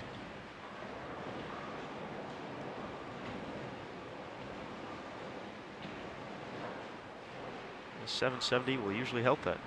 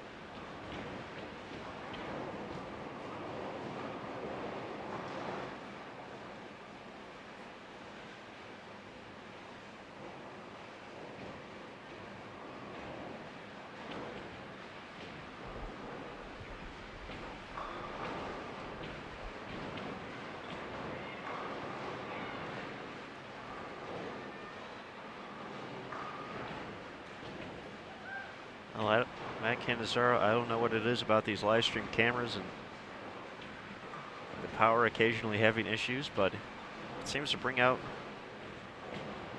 some of the best bowling we've ever seen here on Bowl TV. Last year, Eagles Edge Pro Shop at the middle of Game 3, looking to make a run at the tournament's all-time record team score for a five-player team as they moved back into the lead.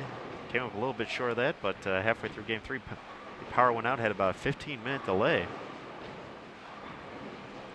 That group went on to hold on to catch the scratch title. And now we have lighting issues as well here today. Linda Barnes says, what lighting issues? 307.79. We have a three-way share for the highest team game in tournament history for 558 with Tennille Milligan. Well, now you can't use the line that she shot the lights out because we already used that one last year.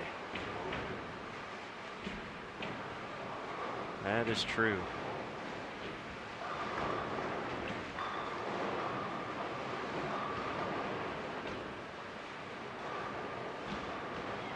And on our feature pair, we are just starting.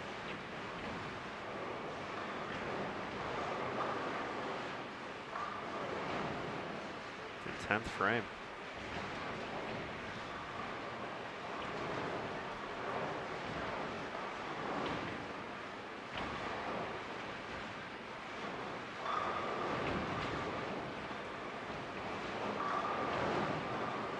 Great shot by Leanne there. She gets the low 200s.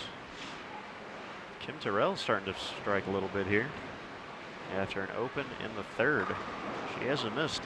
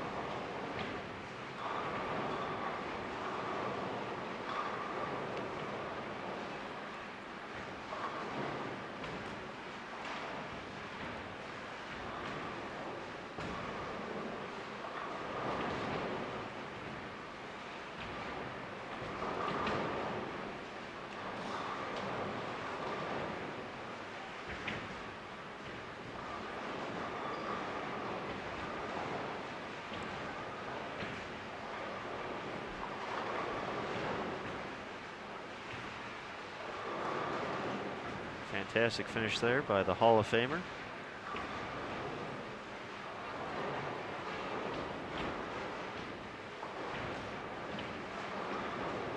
.258.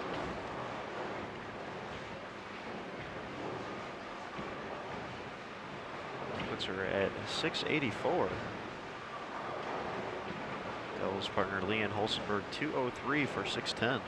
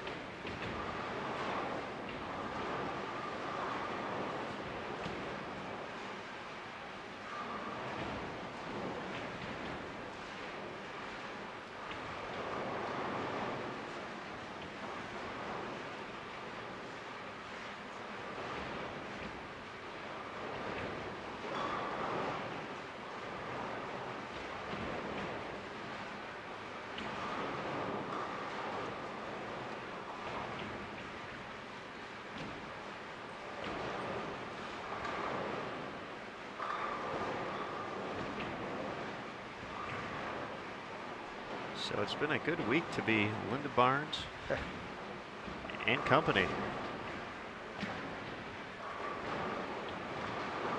Good week for the USBC Hall of Famers. Showing their stuff, proving what it took to get them into the Hall of Fame.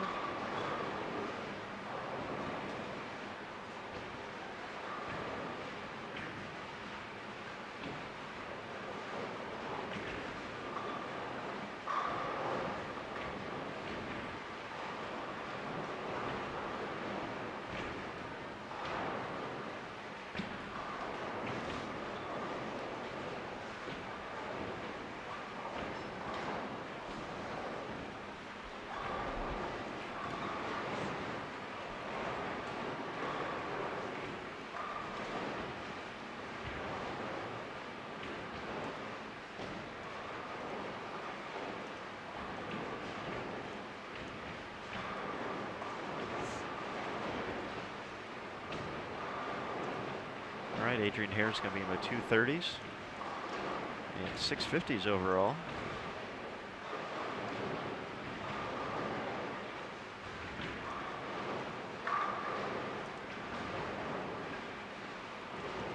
Rocio might be finding something here for singles.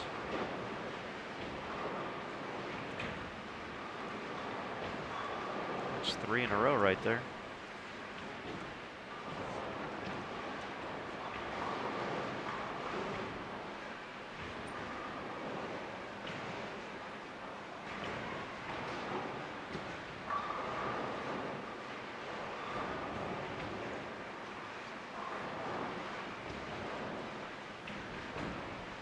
All right, so getting up before the sun comes up certainly has its benefits, and we've already had our share of excitement here on today's broadcast. We're only halfway through as Rocio finishes with 216 for 581 here in doubles. Adrienne Hare 655 for 1227 total. We saw Linda Barnes shoot 300. A couple other players making runs as well. A few big numbers today. Now 3 more games to go. Singles coming up next here on our featured pair. 2013 Scratch All Events winner Rocio Restrepo.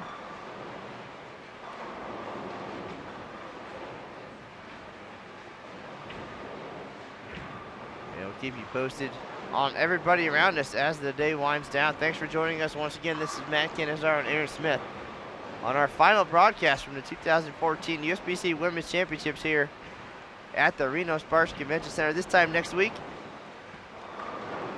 this place will be nearly cleaned out. This year's event kicked off on April 11th. We'll wrap up June 30th, and then the teardown will begin. All 44 lanes will be removed. Scoreboards will be packed up and sent to El Paso for next year's Open Championships. So a lot of excitement. It took about 60 days to put this venue together back in 2013. It'll take less than 2 weeks to tear it all down.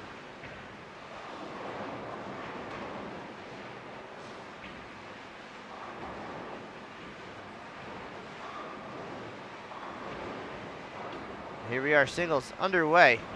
Rocio Restrepo, last year's Scratch All Events winner.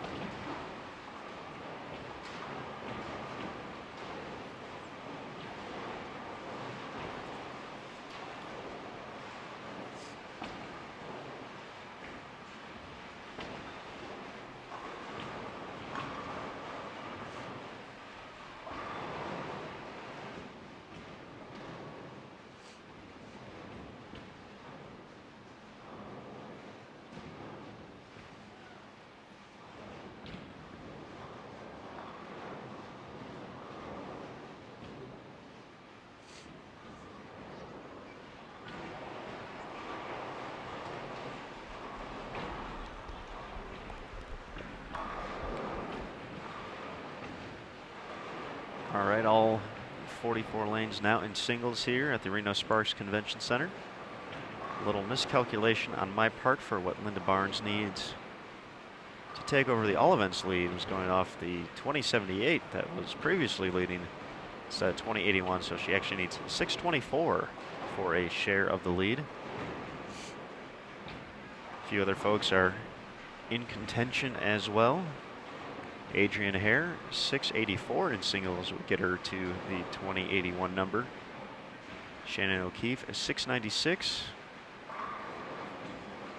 And for our 2013 Scratch All Events champion, Rocio Restrepo, we need 834 after sets of 666 and 581 to return to the top of the standings here at the RSCC. So a tall order and task, but you never know.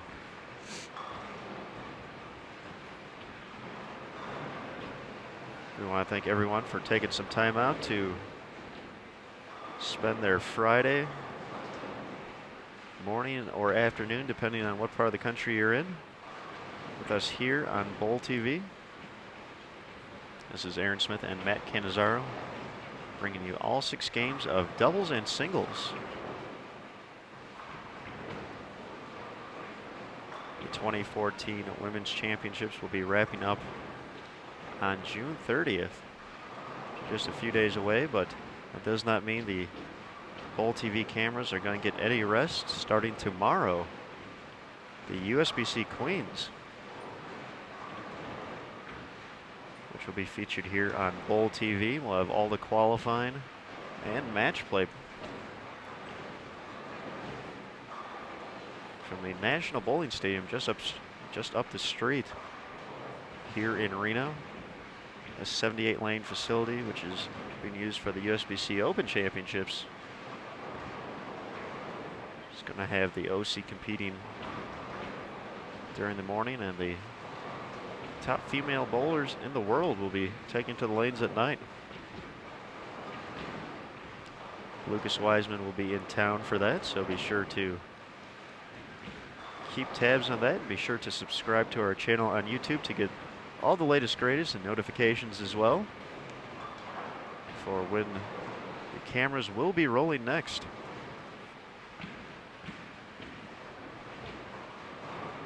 We just got to witness the 5th perfect game and 25th all-time in tournament history by USBC Hall of Famer Linda Barnes, who yesterday in the team event helped Believe in a Cure of Arlington, Texas, into the diamond team lead with 28-19, once again changing to 4 players in 2014 from the traditional 5 that the Women's Championships has always had. That team also included 2005 Queens champion Tennille Milligan, Team USA member Shannon O'Keefe, and the first lady ever to roll an 800 at the Women's Championships, Kendra Gaines. So it's been a good week so far for Linda. Only needs 624 in singles to take a share of the lead. She had 21 strikes in a row from the middle of game 2 doubles. She opened in the 2nd frame to start singles and has not missed since. 5 in a row. She'll be getting ready for the 8th frame in just a minute or 2 here.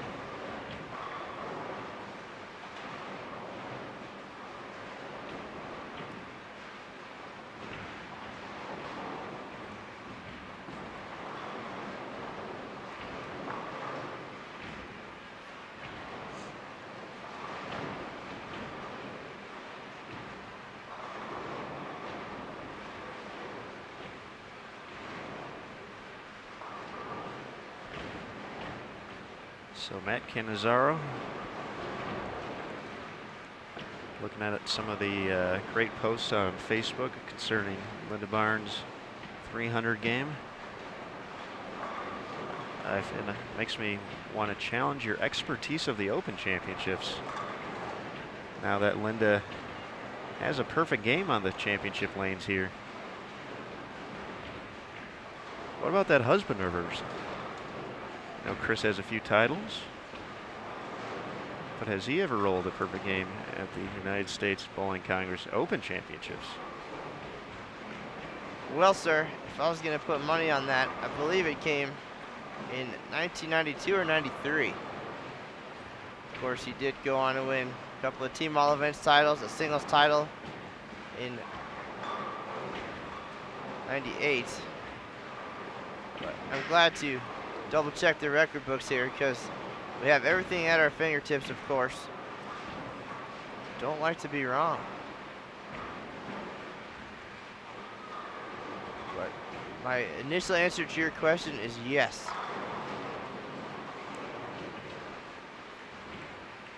All right, that's what we expect to see out of Rocio right there. Early double here in singles.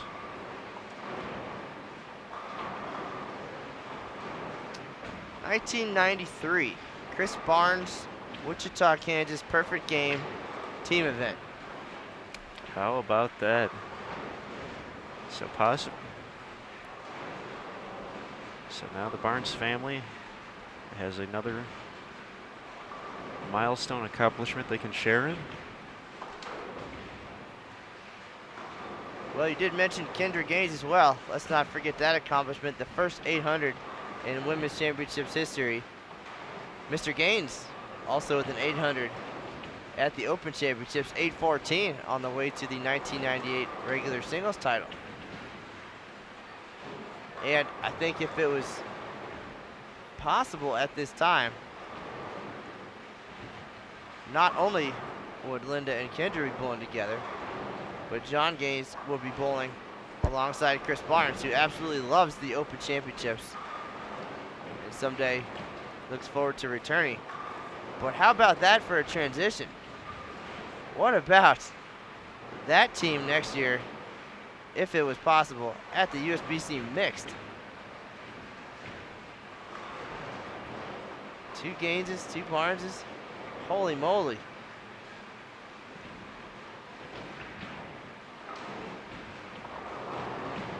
Yeah, that would be a pretty solid team.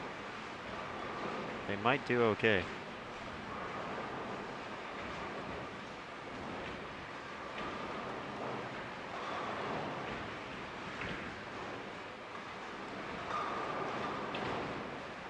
Linda keeps striking over on lanes 25 and 26.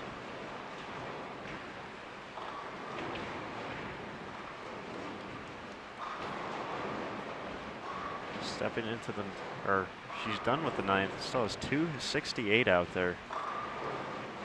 Great shot by Jessica Abel. We haven't talked about her too much, but back in El Paso 2010, then as Jessica Baker rolled a 300 at the Queens at the El Paso Convention Center. So I believe she also held the doubles lead for a short moment as well. Carol Giannotti and Missy Klug ended up taking home the scratch title that year.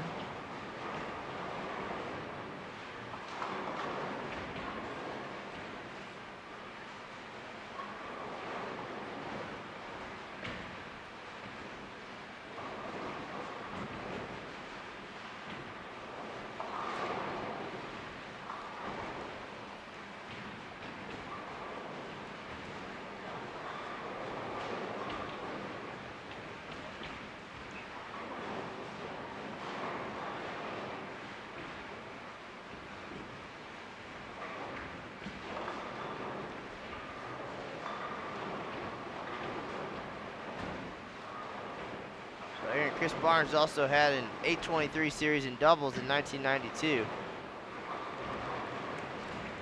So if Linda can keep striking, why not add their names to another crazy exclusive list that we made up just on the fly here?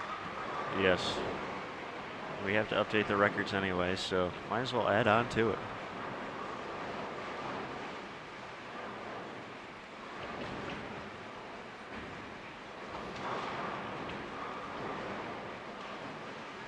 Well, if you want to count games 2, 3, and 4 for her today.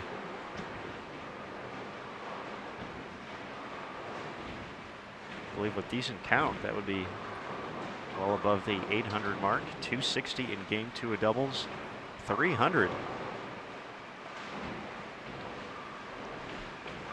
in the finale.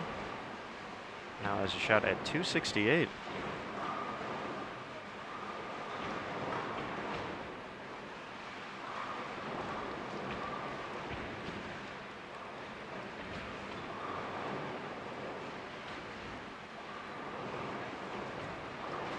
She's all right, battling back from a few injuries in recent years.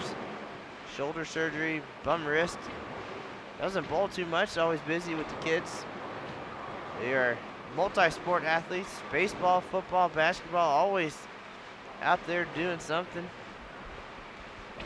Maybe they'll pick up putt-putt like their dad. The new internet sensation.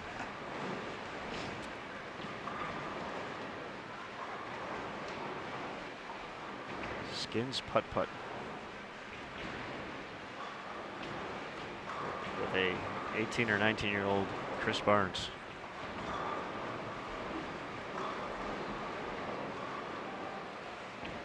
I did not know he had that kind of putting game.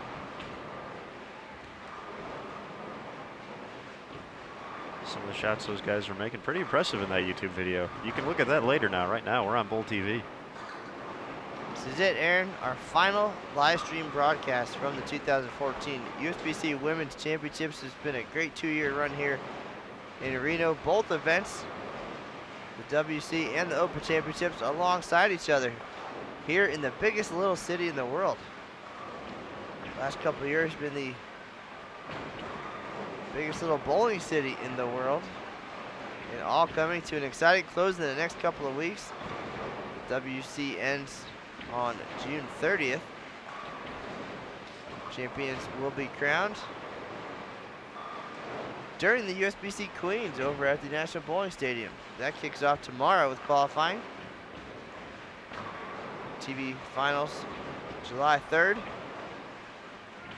Then we'll have the senior championships coming to town. Then we'll wrap up at the OC.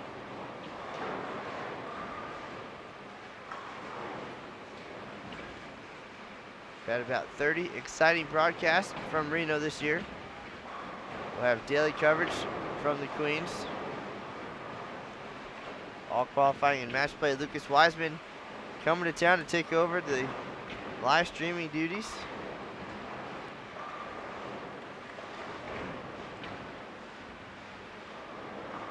All right, 247 in the opener for Linda Barnes.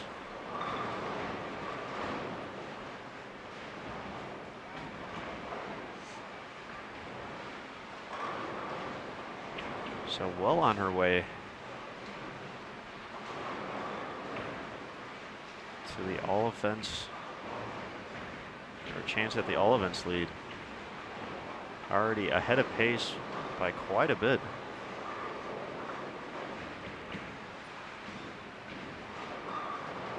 Could average less than 200 her last 2 games and still get there.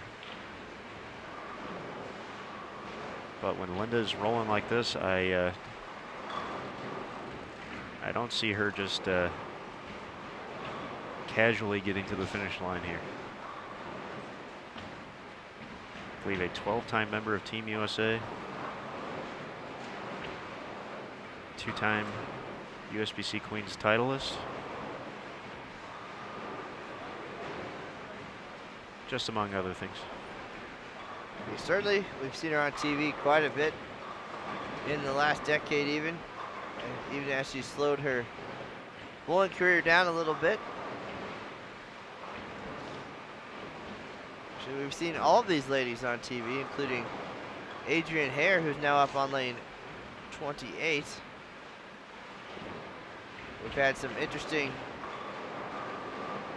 bowling to U.S. Women's Opens over the last few years, where as many as 16 players qualified for TV.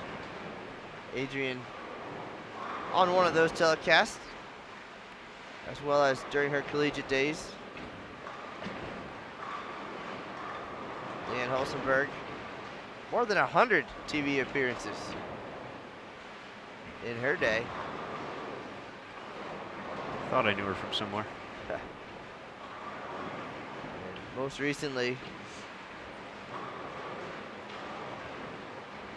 she bowled for the title at the USBC Queens last year. That's true. You were there. I was there. I watched it happen. You should remember these things. She fell to Diana Zavialova. Leanne also picked up a U.S. Open title at Cowboy Stadium. How cool is that? Right there on the field. Lanes were set up. Linda Barnes also was on that show. So you're telling me someone besides who the Cowboys are playing can win there? That's the fact. I see what you did there. You said that the Cowboys aren't very good at the football.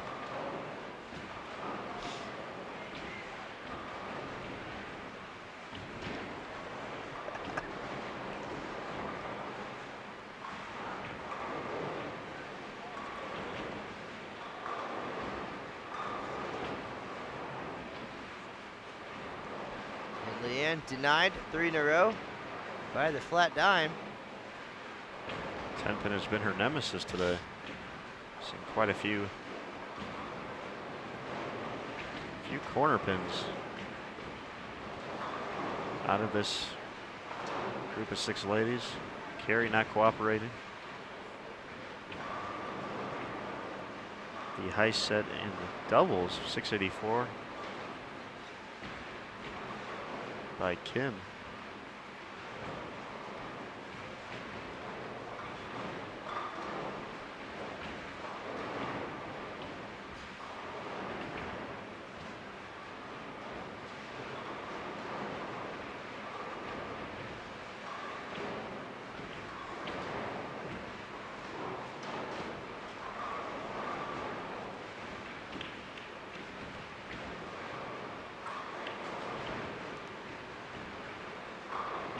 Once again, 748, the number on top in singles. It's been the longest standing lead in Division I, because all the other leads went down yesterday. Lisa Kelly has been holding on since April, hoping for just a few more days to go by quickly. That number untouched.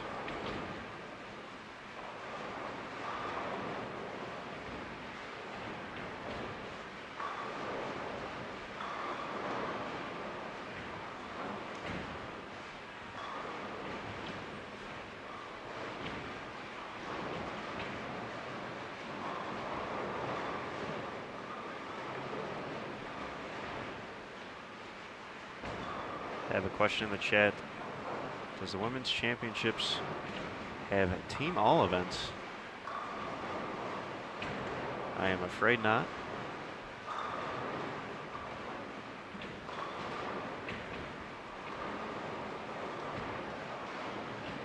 Although I'm sure there would be some very interesting races if for that top spot.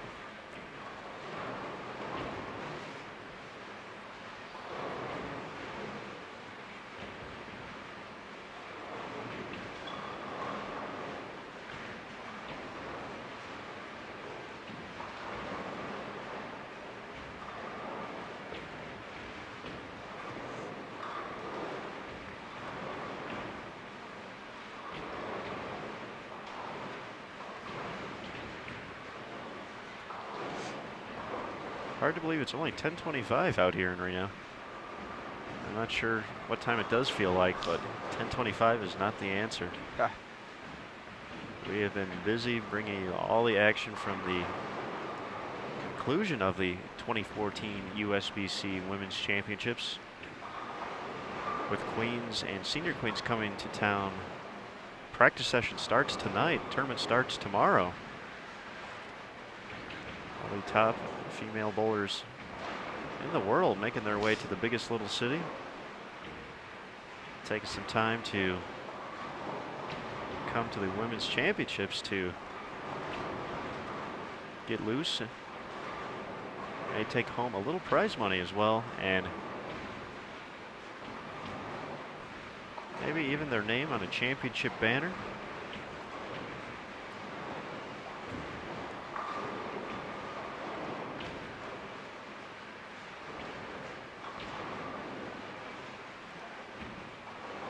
The team in the diamond lead after last night, Believe in a Cure, already had 9 titles amongst the 4 of them coming in to the 2014 event.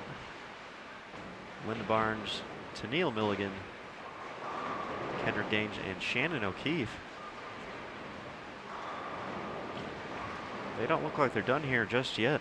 Linda Barnes, great position to move into the Division I all events lead after putting on a show in doubles. 219 start at 260, 300. You can scroll back in our broadcast today and check that out. Great shot there by Rocio.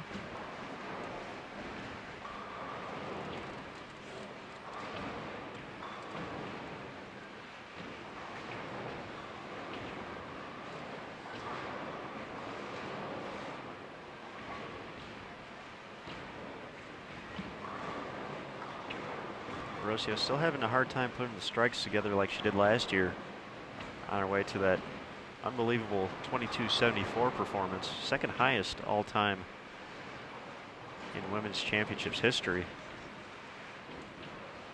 She's going to need 834 to get to the leading total set yesterday by USBC Hall of Famer Jeannie Nacarado. Well, Aaron, it looks like that bar probably going to get raised quite a bit by Linda Barnes. You mentioned she only needed 620 and change to get there. Started with 247 as a 3-bagger here in game 2.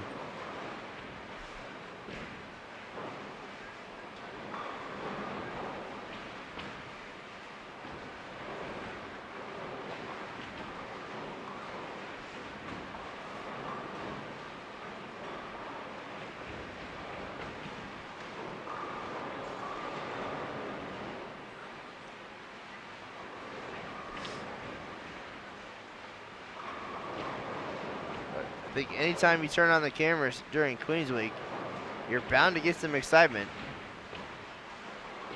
We've had nothing but. Nothing but on every pair but the one we're watching, almost. We did see a new team leader live on Bowl TV the other night. Some Strike It Hot from Albuquerque, New Mexico. That team has since dropped. Just hanging on inside the top 5 now, with a couple days left to go.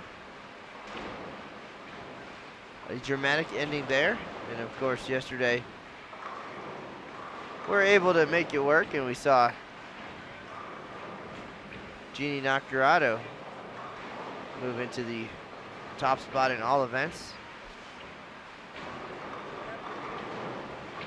We used all the tools that we have.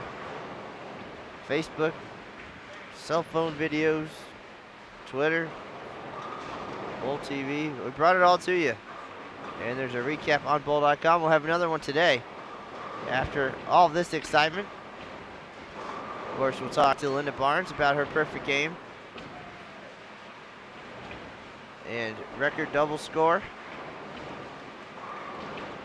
And at this rate, about being the all events leader in 2014. All events, front 4 this game. It's Linda Barnes' world. We're just living in it right now. Well, we'll also get a couple thoughts from Rocio, and coming back as the sort of defending champ here. We saw Christine Gill struggle a little bit yesterday, putting her 2 titles on the line.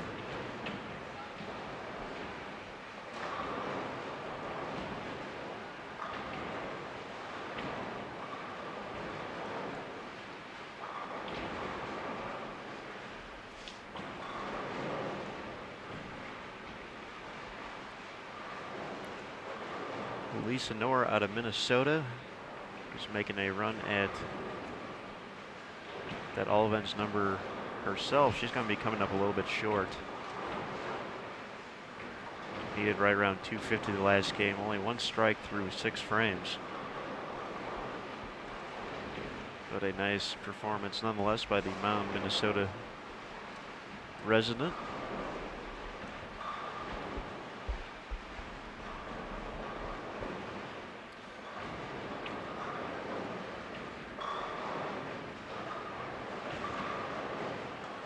Rocio 3 doubles this game.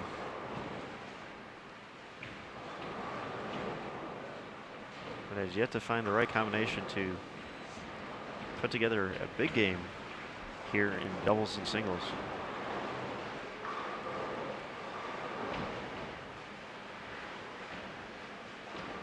Leanne Hulsenberg also with 3 doubles. Finally gets herself a 3-bagger here with the first one in the 10th.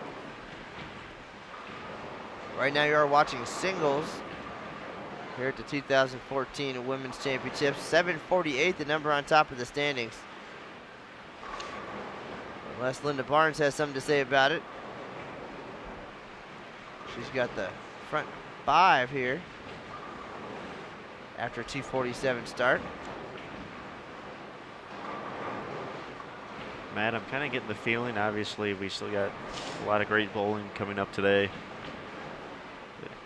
And still a few days until the end of the tournament, but it kind of feels similar to what we talked about. Rocio outdistanced the field by 120 pins in all events last year. Was just everything matched up so well for her, and it's just kind of starting to seem like that's going to be Linda Barnes' day right now. If she keeps up this pace, going to annihilate that 2081 number.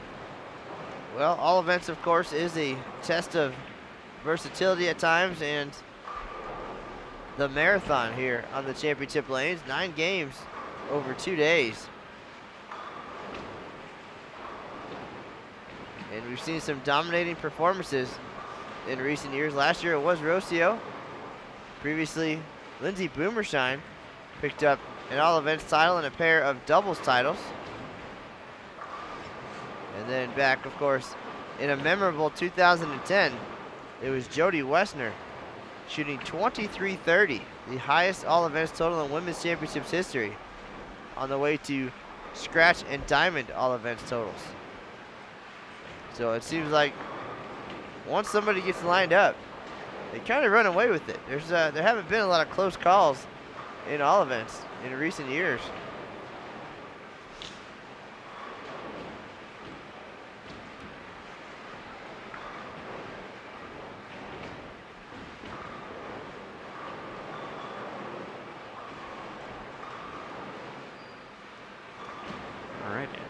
Fagan getting ready for the 10th frame, finally getting on track here. Working on 5 in a row, still has 245 out there for the opener. Great shot there by Jessica Abel. She's gonna have a nice game 1 here in singles as well.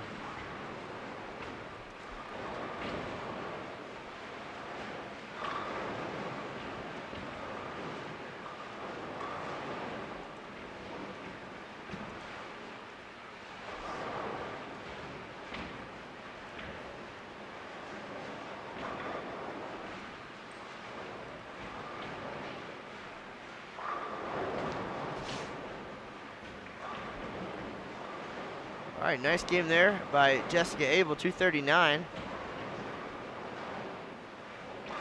So strikes starting to add up a little bit here on our featured pair, 27-28 here at the Reno-Sparks Convention Center. Rocio Restrepo brought us here today as the 2013 Scratch All Events winner. But Linda Barnes, one pair to the left, is stealing the show. And we'll have a recap of all today's action as soon as we're done here. If you missed any of today's broadcast, you can go back and watch it again later, but not now. You don't want to miss anything.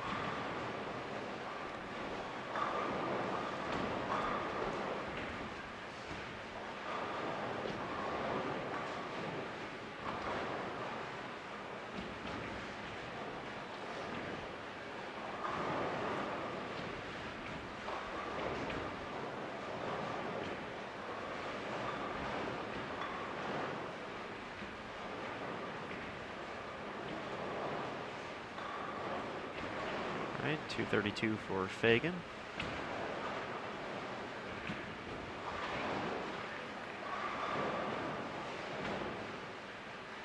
.246 still out there for Rocio.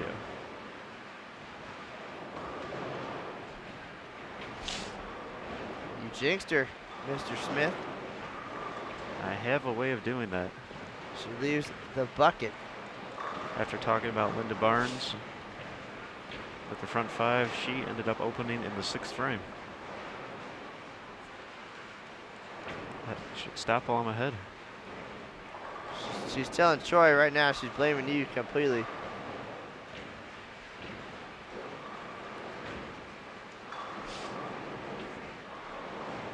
I knew what I was signing up for.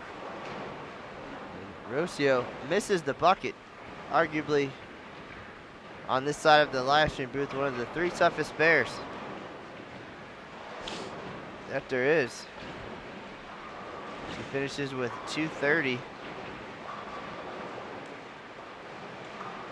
So not a bad performance overall from our 6 featured players today. Certainly some room there for everybody to make a run at singles.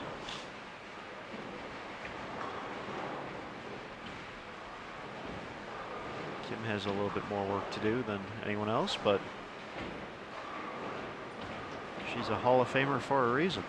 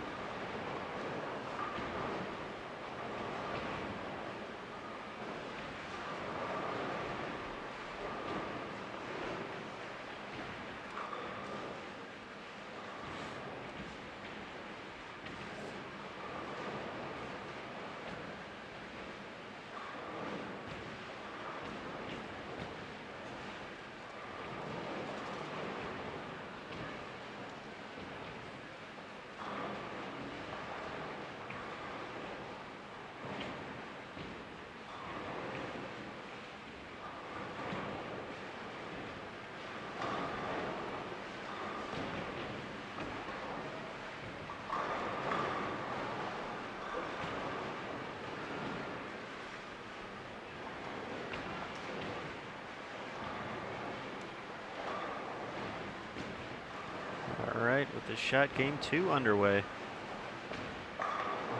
Leanne wheeling and dealing with the gold ball.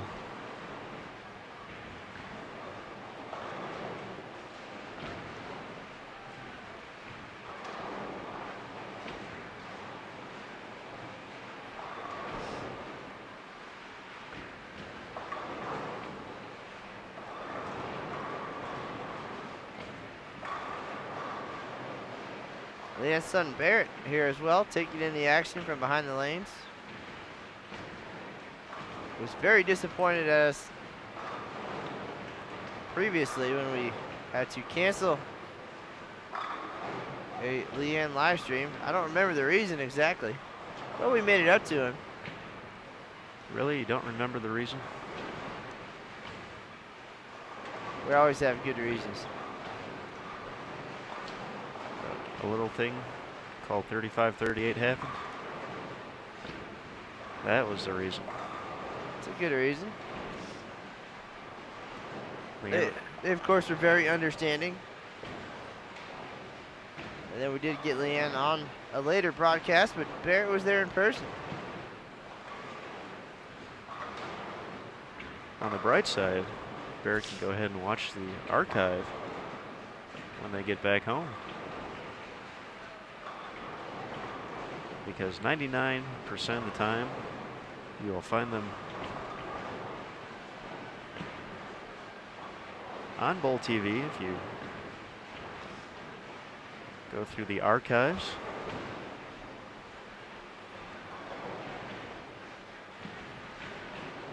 I think we've only lost one. Ah.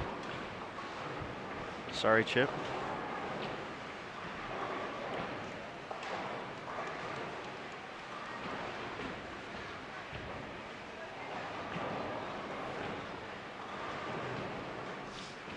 You just have to know where to look. Most of them are there somewhere.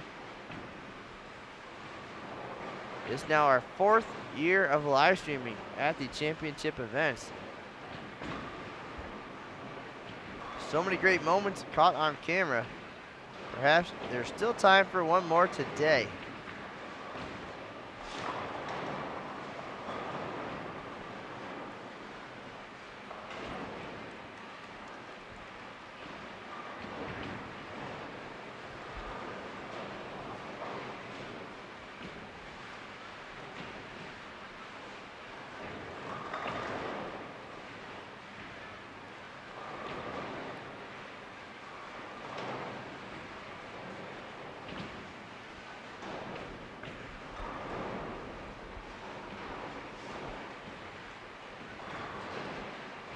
See a lot of the participants for the nude squad coming in. They're going to be wondering, what do they have to shoot at now? I'm sure the word spread already, thanks to social media, of Linda Barnes and her success in doubles.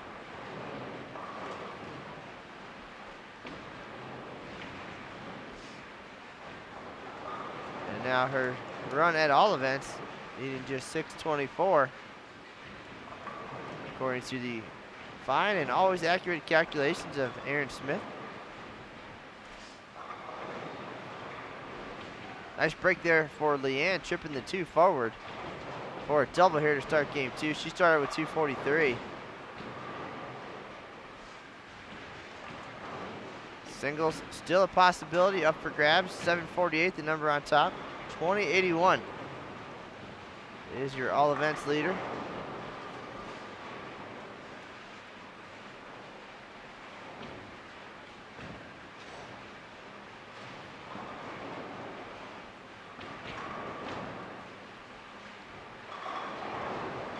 Jessica Abel with the double.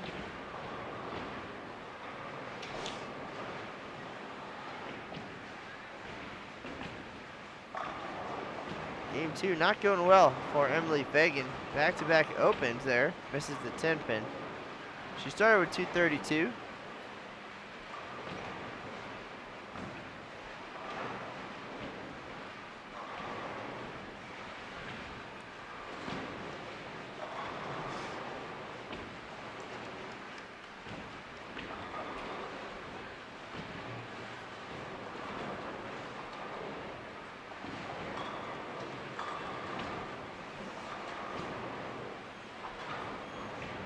Carey now a challenge on this featured pair, 27-28.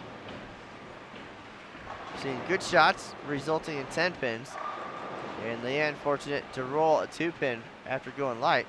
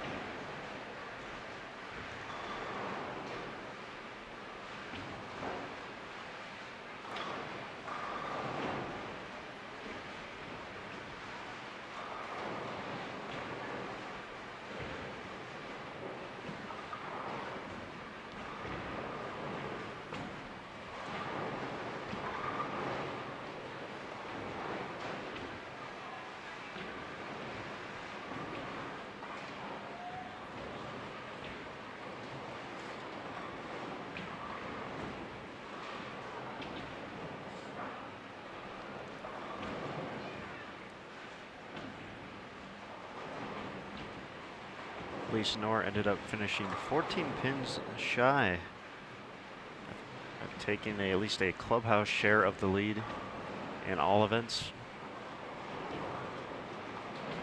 Put together a late 5-bagger to get to 685.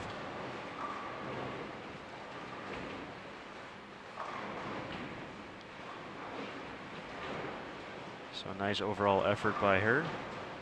We are expecting to see Linda Barnes take over the top spot in Division I all events.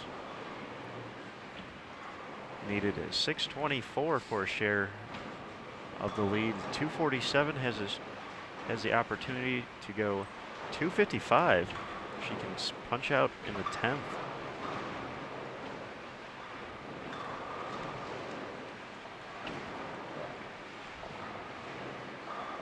She didn't want you to be bored this afternoon. Certainly wanted to give you something to write about and give the rest of the squads something to shoot at.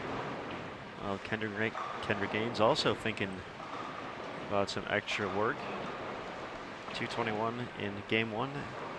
She's got a shot at 270. So it's about time we're getting our money's worth of Aaron Smith here.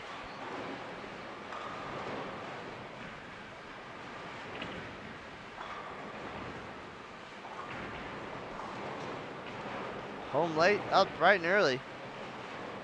Watching some of the best women in the world compete here at the Reno-Sparks Convention Center.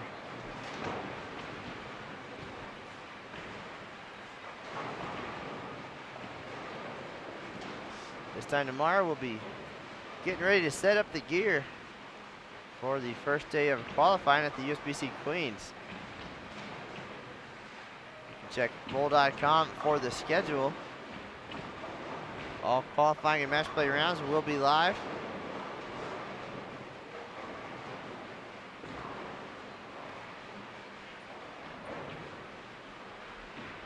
Right now, our final broadcast from the 2014 USBC Women's Championships has been a great ride. Our last chance to show off this terrific venue.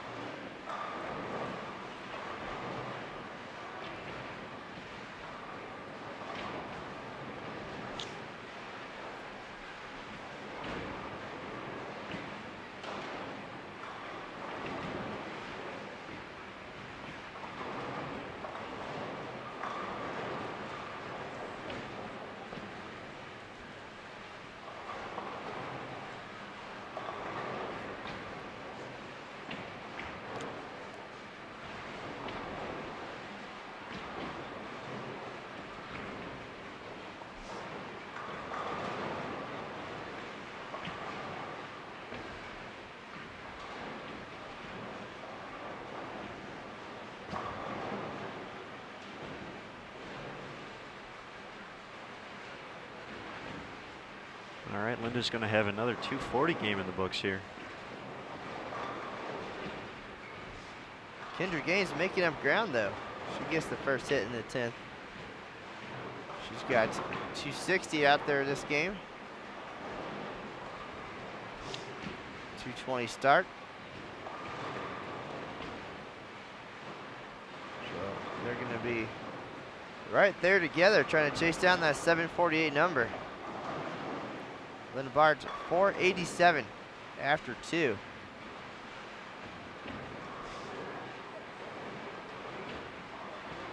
Well on her way to the all events lead.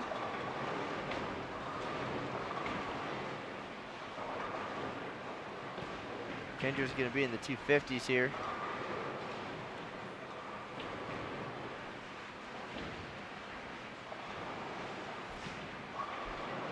featured pair, a few frames behind.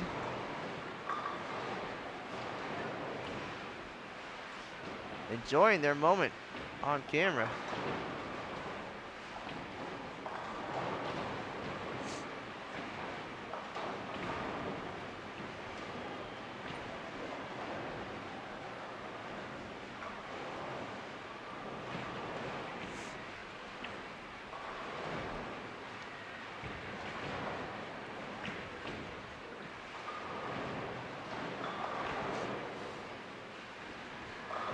Linda, 487. Kendra Gaines, 478.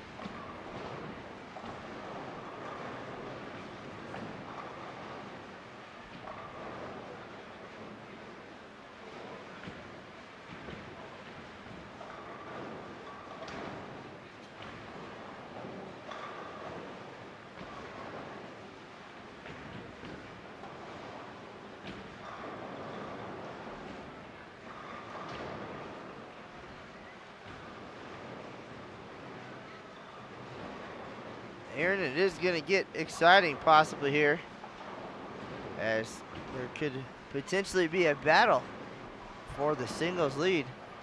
One pair to the left, so we'll keep an eye on that as we have all day. Maybe turn the cameras.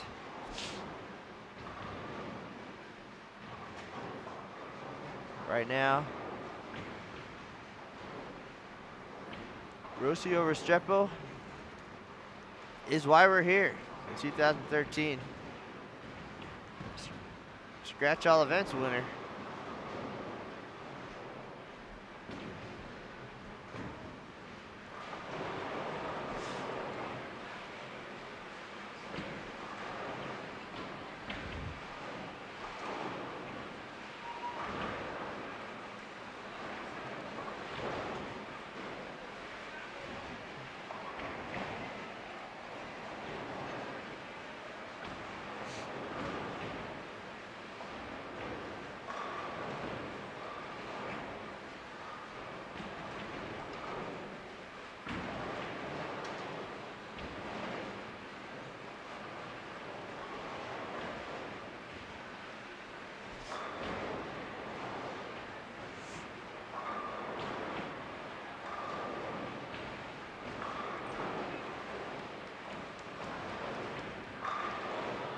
Great shot there by Jessica Abel. 4 out of 5 to start game number 2 after 2:39 in the opener.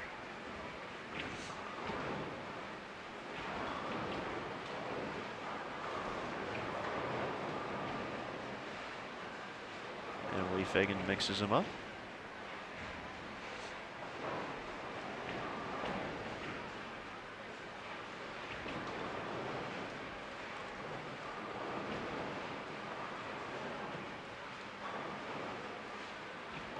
So game 3 underway next door. Gaines and Barnes, 9 pins apart, coming into the finale. 748. So that puts Barnes at, I believe, 261. So Kendra's not going to have much room. Left a 7 pin in the first. She converts. Linda also spared in the first frame, so we need to start seeing some strikes up there. So 748, you think you get 6 games under your belt, lanes open up a little bit. Think maybe something a little bigger. We saw some big team scores, but nobody really able to put it together in singles. And that was the winning score last year as well, 748. So very interesting there.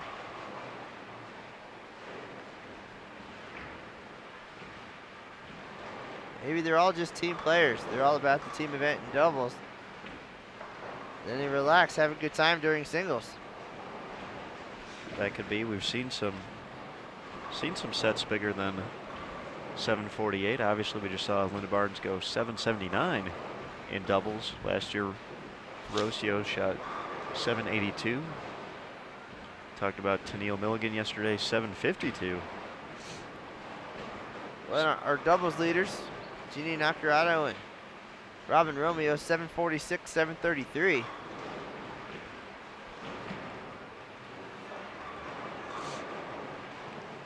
So we've seen it, just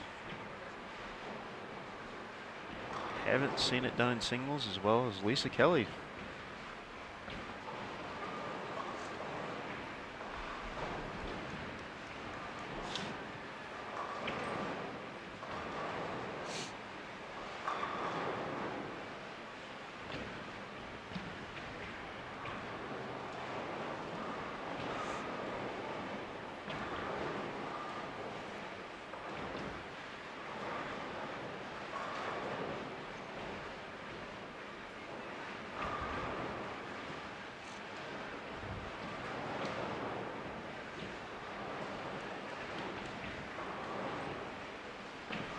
So Linda only needs 137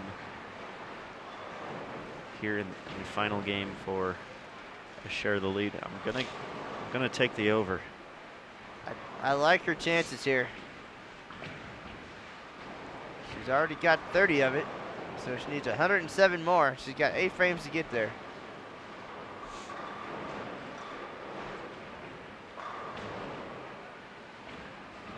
As we said, still an opportunity at the singles lead as well.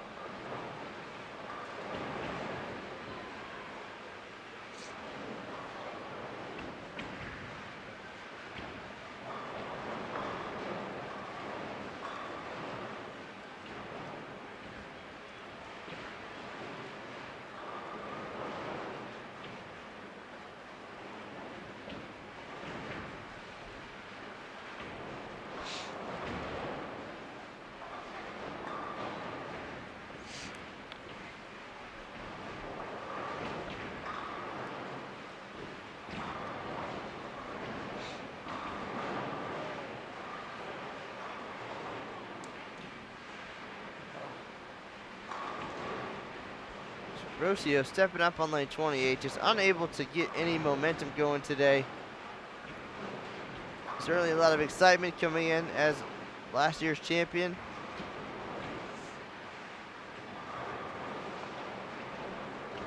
It just was not meant to be. So much pressure and challenge to come in and put it on the line.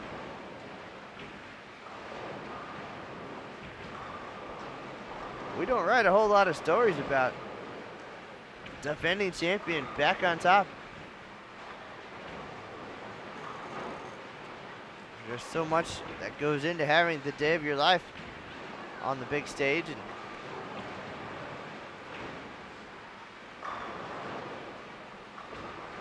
a lot of pressure, a lot of excitement. But it's also nice to let somebody else have a chance. Sharing is caring.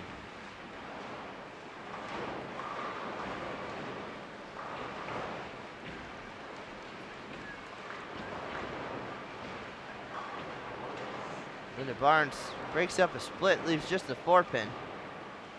Again, he's 137 for the all events lead here in 2014. It will go from one Hall of Famer to the other. Jeannie Nacarado, current leader.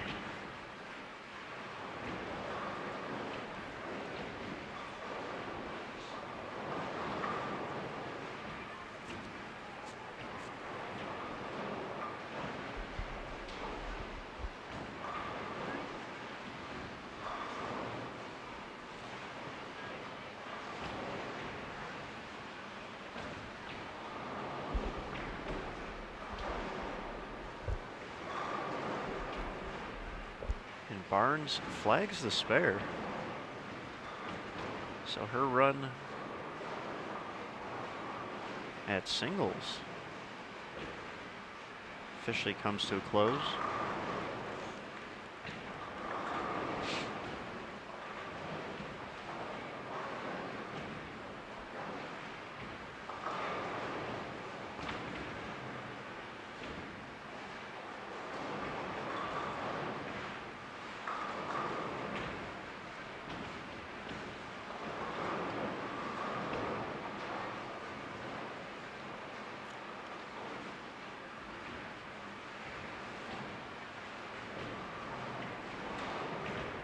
Her max down to 745 now.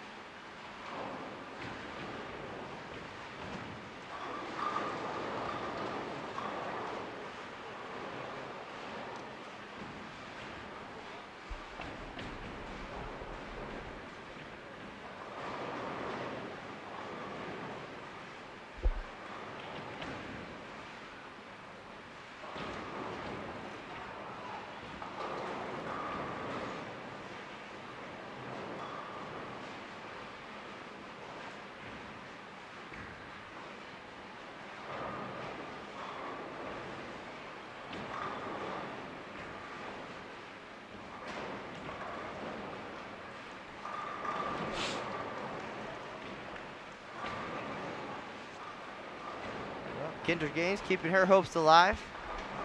Spare three-bagger here in the finale. John Gaines, I'm sure, on the edge of his seat back in Florida.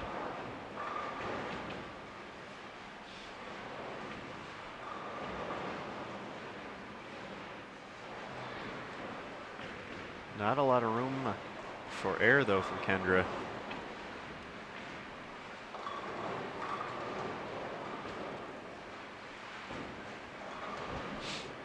If she were to work a 9 spare in anywhere outside the 11th shot, it would be 747.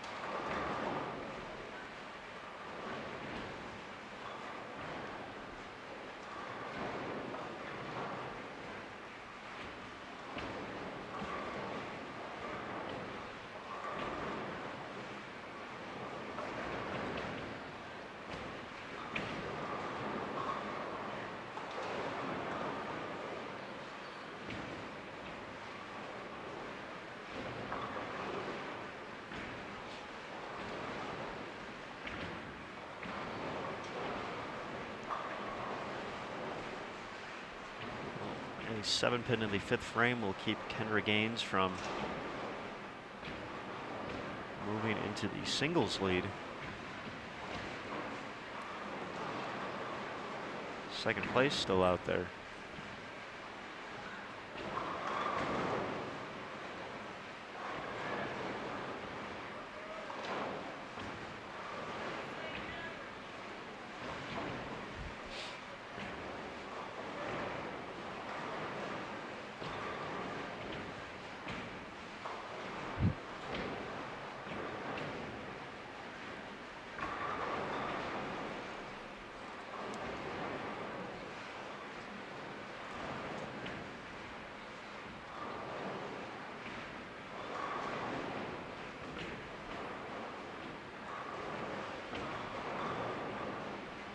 We are nearing the end of game number 2 of singles here in our featured pair. Our new likely all events leader, Linda Barnes, one pair to the left, halfway through game number 3. We'll make sure she doesn't get away. We'll catch up with her for some thoughts after they're done.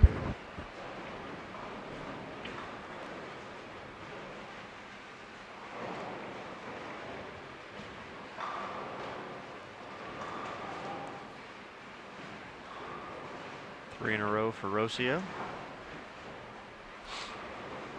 Just looking at an opportunity for another 230.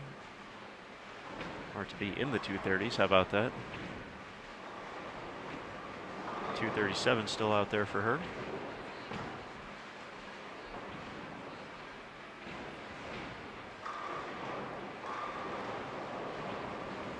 .230s out there as well for Adrienne Hare.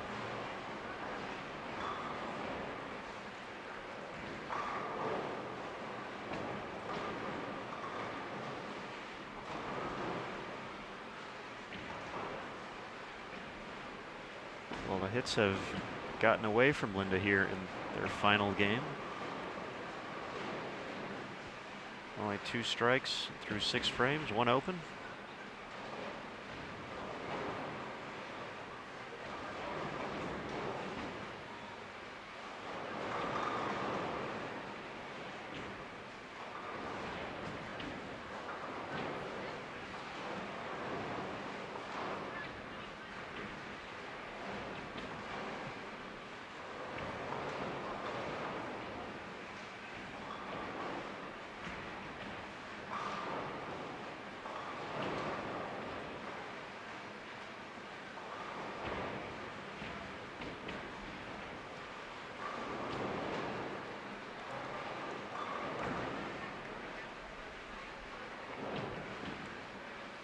So Hulsenberg, despite the double to start after a 243, finishes with 180.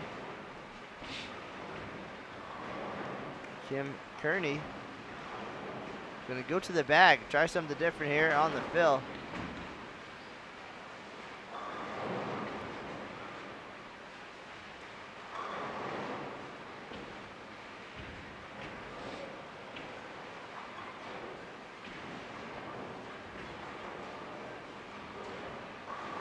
Hard to tell from here, Aaron Smith, but that could be an Ebonite Innovate, maybe? I wanted to say at first the mythical Game Breaker, but I saw some flashes of red and purple there going down the lane, so.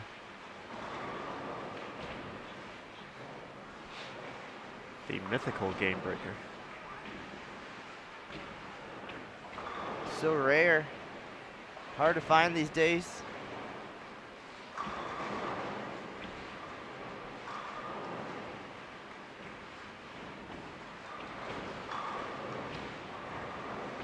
right, another 230 performance here from Jessica Abel. 630 in team event, 613 in doubles.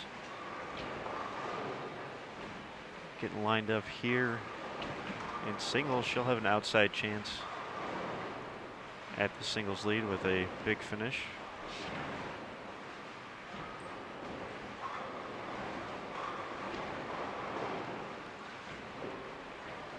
She'll be at 470 after 2.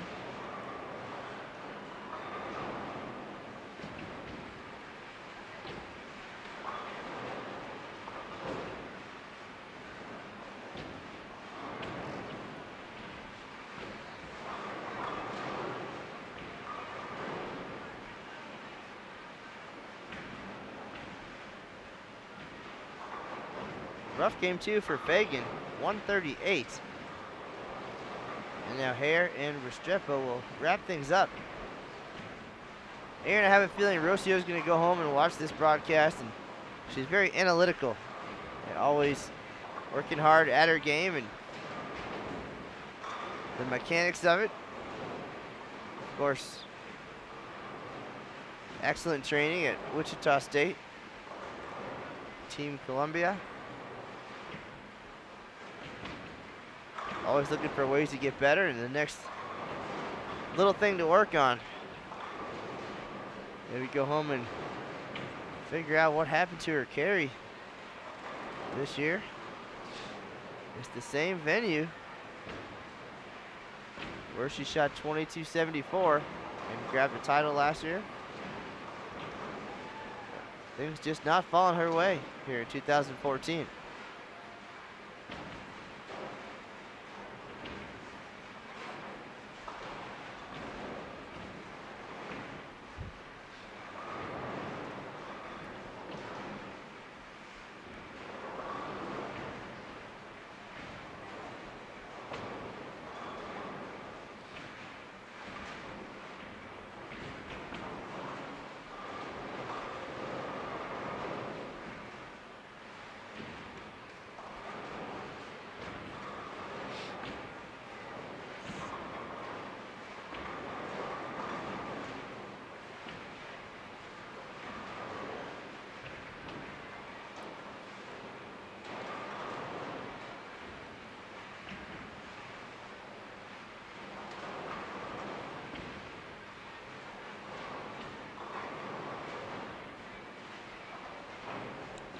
All right, 216, excuse me,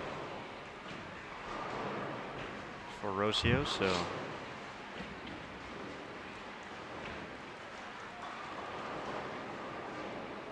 she will not take the singles lead either this year at 446.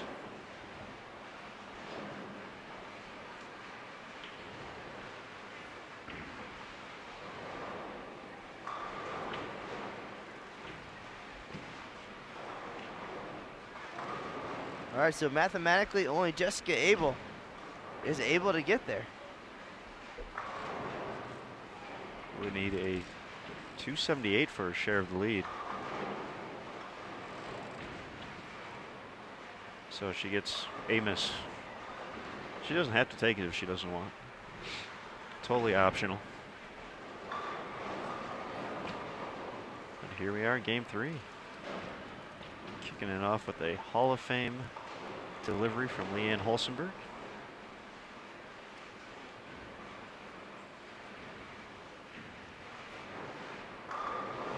Linda Barnes still struggling for Linda Barnes this game. She's officially past the number.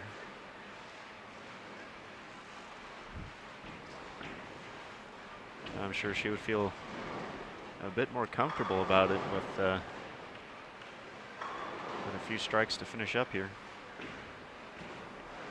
Abel gets the first one. Once again, 278 for a share of the lead.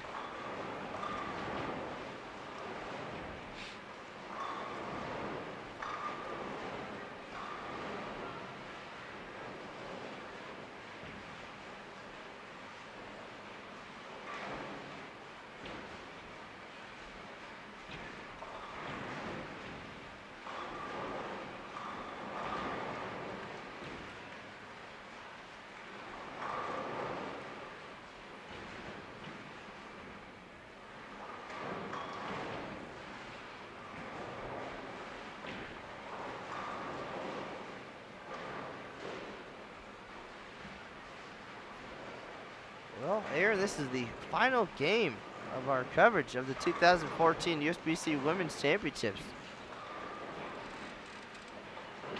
He's starting off with a bang.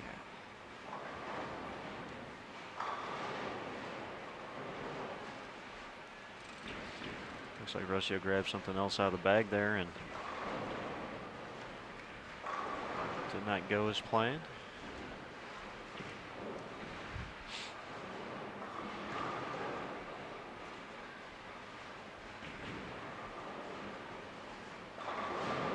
And Linda Barnes just passed the 2100 mark.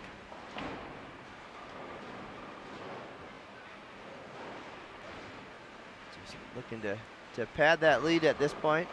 She can add 50 more on her score with a strike in the ninth, so 208. Would get her to 695.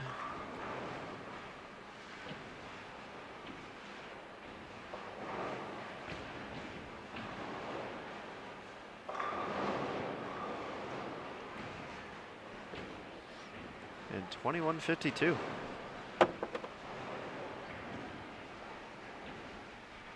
No need to throw the calculator around. There's plenty of reason.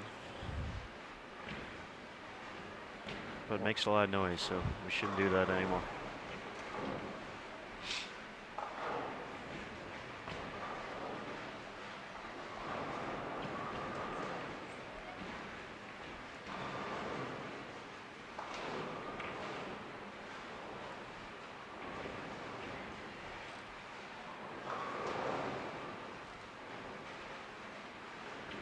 Nice break there for Hulsenberg. The 10 goes down just in time.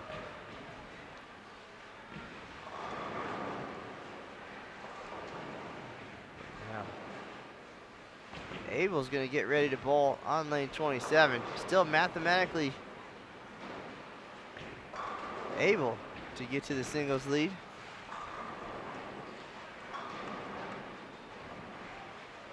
She's got a few pins to work with, but not many. Looks like a totally defiant. It's the ball of choice right now, and 2 for 2.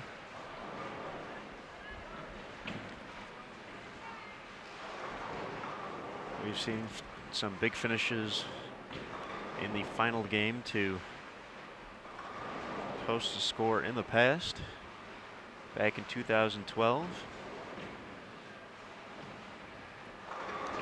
Pam Pancoast fired a perfect 300 game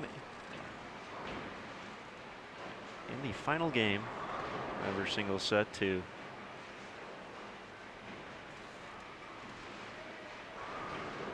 take home the scratch title by a single pin, 779. To surpass the 778 by Tammy Lewis.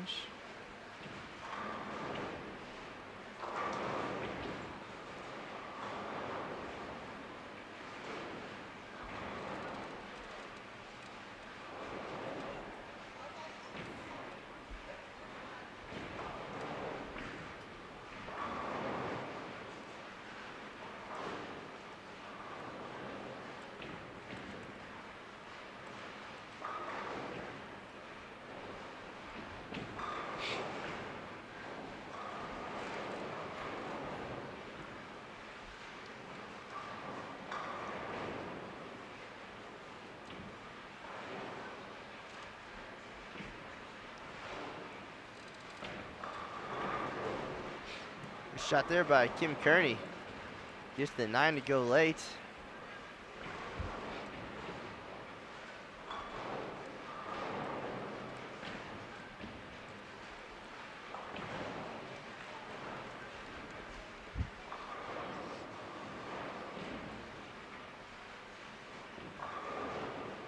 Right now on lane 25, one pair to the left. Linda Barnes stepping up for her final frame here in 2014.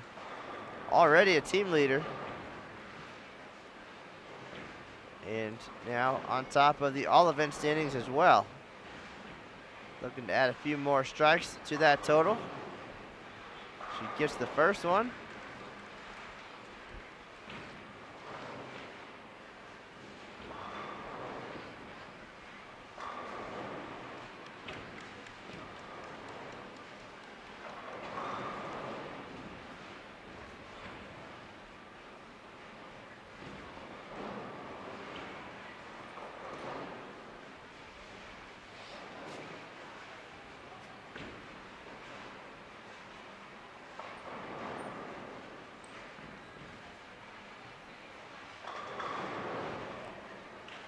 make it 3 for 3 for Abel.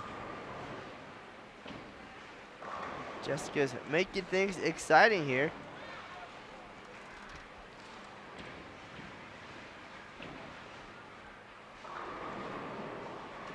Barnes leaves a 10-pin on her second shot of the 10th. So she'll be in the 190s and 680s. 684 with a conversion. Put her at 2141 or 2140.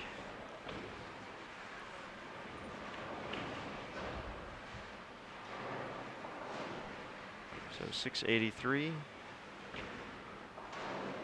2140, your new Division I all events leader, USBC Hall of Famer Linda Barnes. Unofficially, of course. Unofficially.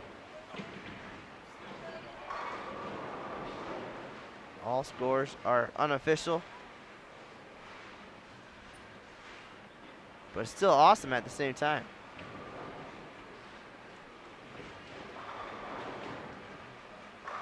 But she's feeling pretty good about that unofficial 2140 right now. I have to signal down to her not to disappear.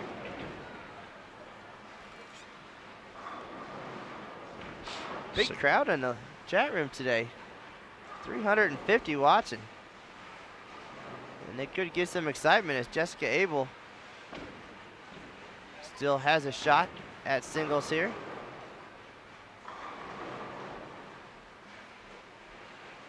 Appreciate everybody stopping by to visit. This is Matt Kinizar on Aaron Smith. Jessica up on lane 27, looking for 4 in a row. That one holds. Never a doubt on that one. We've got ourselves a ball game.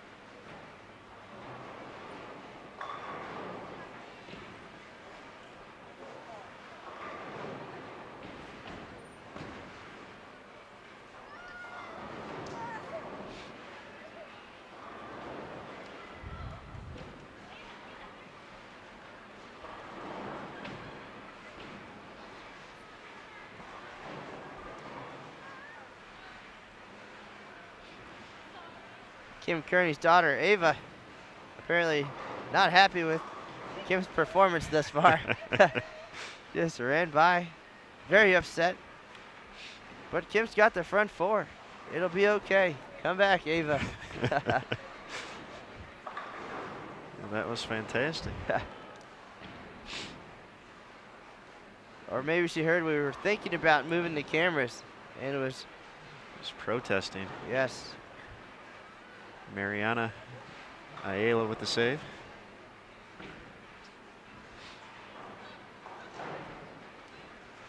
There's Kim. That ball holds nicely. A little off balance, but 5 in a row nonetheless.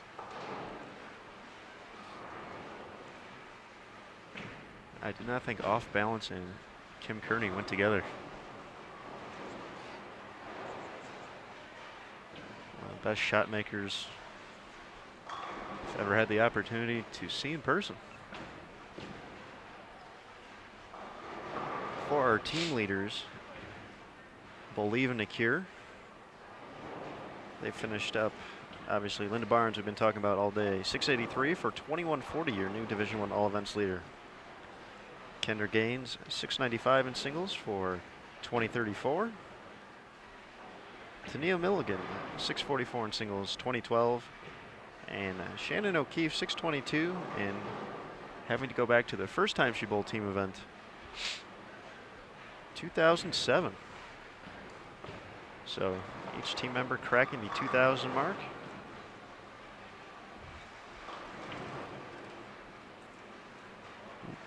Leaving with the team lead.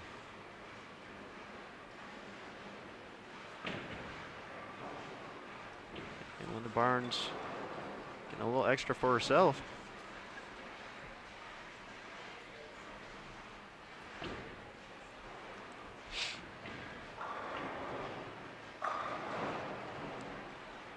Five for five, Jessica Abel.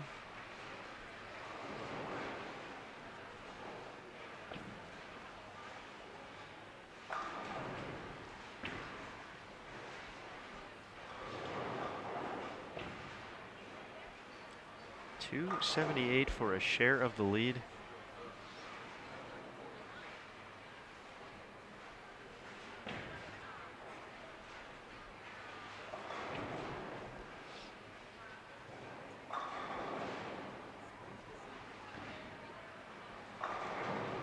Great shot by Rocio there, mixing them up. Her second strike in the finale.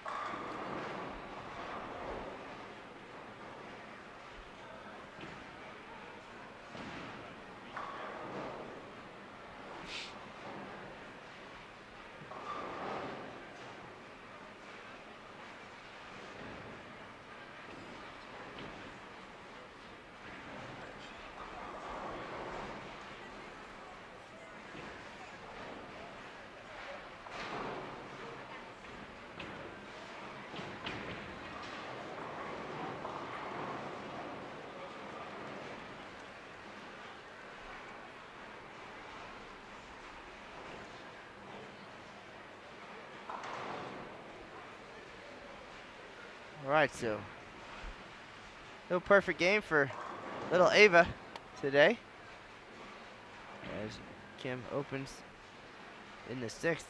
Jessica Abel, though, still making her move. She's got the front five. Make that six, making this interesting. As we mentioned earlier, she's thrown the big games in the convention center setting, rolling a perfect 300 at the 2010 Queens at the El Paso Convention Center.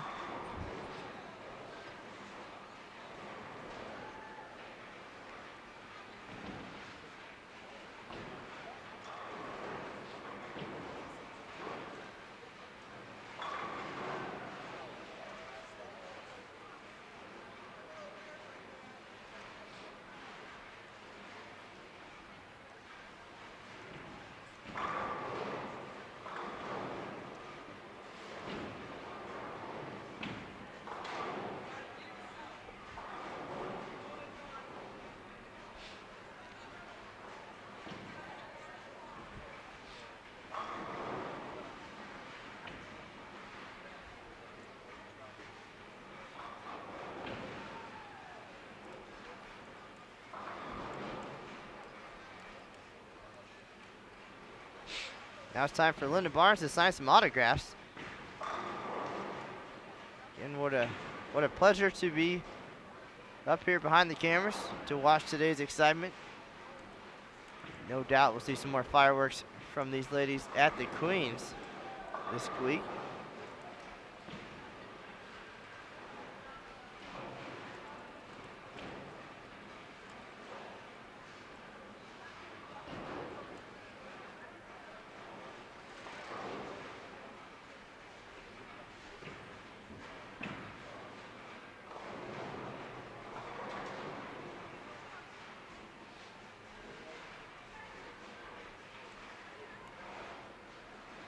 All right, once again, we're behind lanes 27 and 28.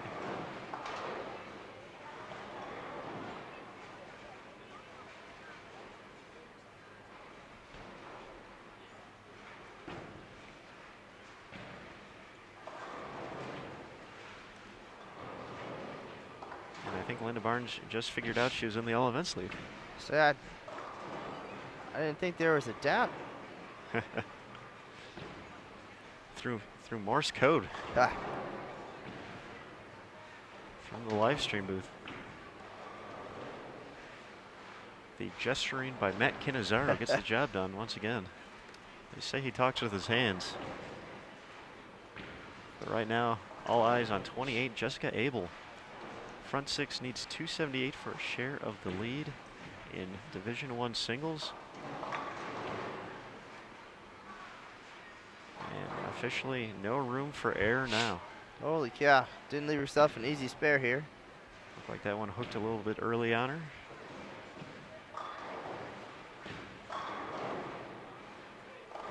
Been keeping a little bit tighter line.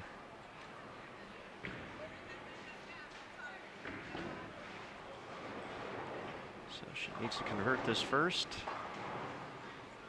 Unable to do so. Drops her max to 266.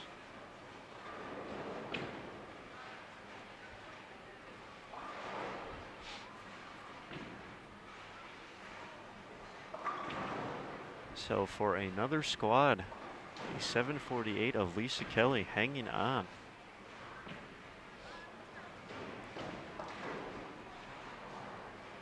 Aaron, the Waz just checked in from the bowler show. He's working on his Woody headlines for Jessica Abel, but they will now go unheard to the world.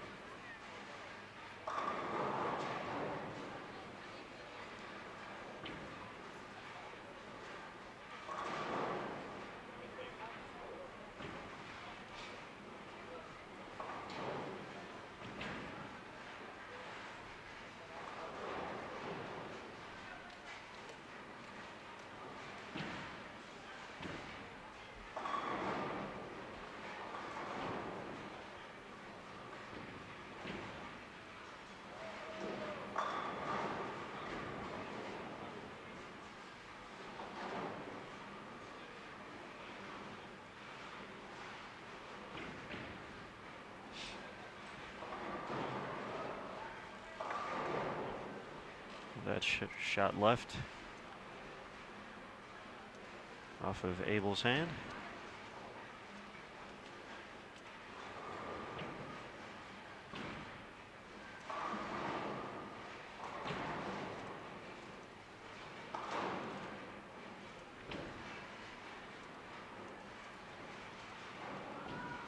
Our 2013 scratch champion, Rocio Restrepo, stepping up in the 8th, 3 in a row, looking to finish strong here in 2014. Of course, all these ladies will be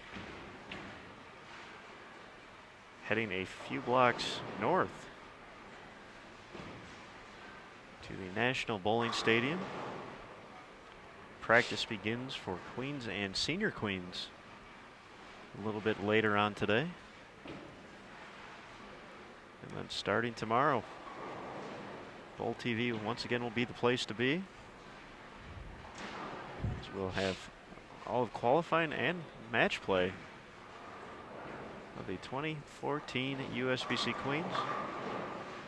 And then the stepladder finals of the Senior Queens, July 3rd, starting at 1 p.m. Eastern, right here on Bowl TV. Aaron, it's hard to believe that after all these months and actually 2 years, we're about to say goodbye for the last time from the Reno-Sparks Convention Center. Just a couple frames away. And we are done completely from this year's championship tournaments.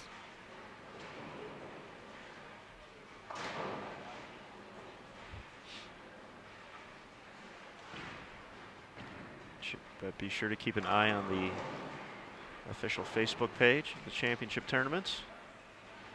Of course, the Sport of Bowling on Facebook at facebook.com/USBC, on Twitter at twitter.com/USBC.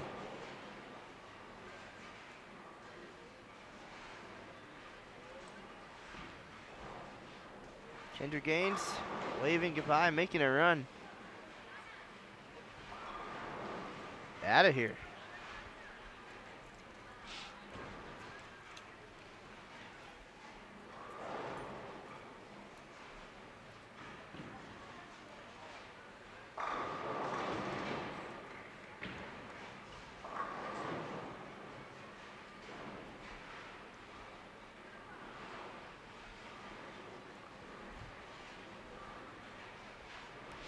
Linda Barnes has been trying to get out of here for a while, but everybody wants to say hello, congratulations, take a picture, sign an autograph.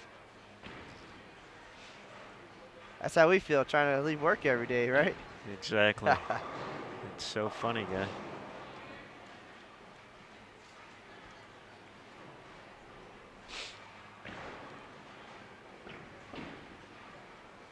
Well, that's what happens when you're Linda Barnes. Hall of Famer.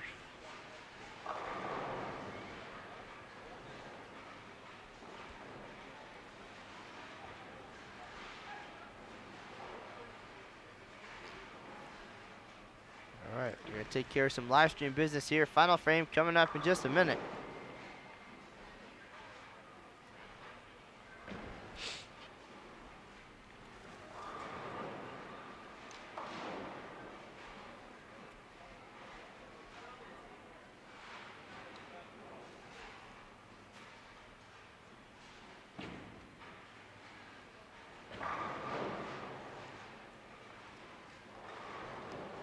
All right, Aaron, according to my sources, Tennille and Kendra headed to the airport on their way out of town as soon as they get their stuff out of the office, and not bowling the Queens this week. Try to talk Tennille into it, but so much going on, of course, in her position as high performance director for Team USA. A lot of events coming up, including the World Youth Championships in Hong Kong later this summer. So she's headed back to the office after a nice performance, and perhaps we'll be talking to them in a couple of days as we wrap things up here at the 2014 USBC Women's Championships, coming to a close with their final team events on the 29th. Tournament ends on the 30th. And they are on top of the standings in the Diamond Team category. That they are. An awesome performance last night. 28-19. More than 704 a bowler. So what that averages out to, so only a few squads of waiting left for them.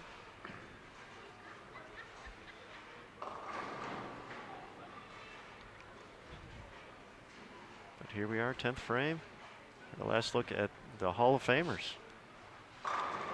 We've been saying that phrase a lot. That's a Hall of Fame shot right there from Kim Kearney. We'll get one more offering from her.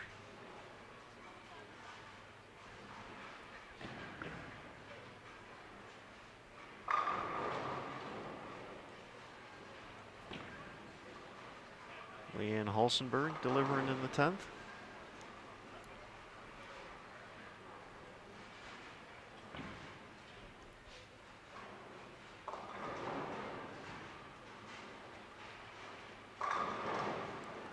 Great finish there for Kim Kearney, 255, 673. A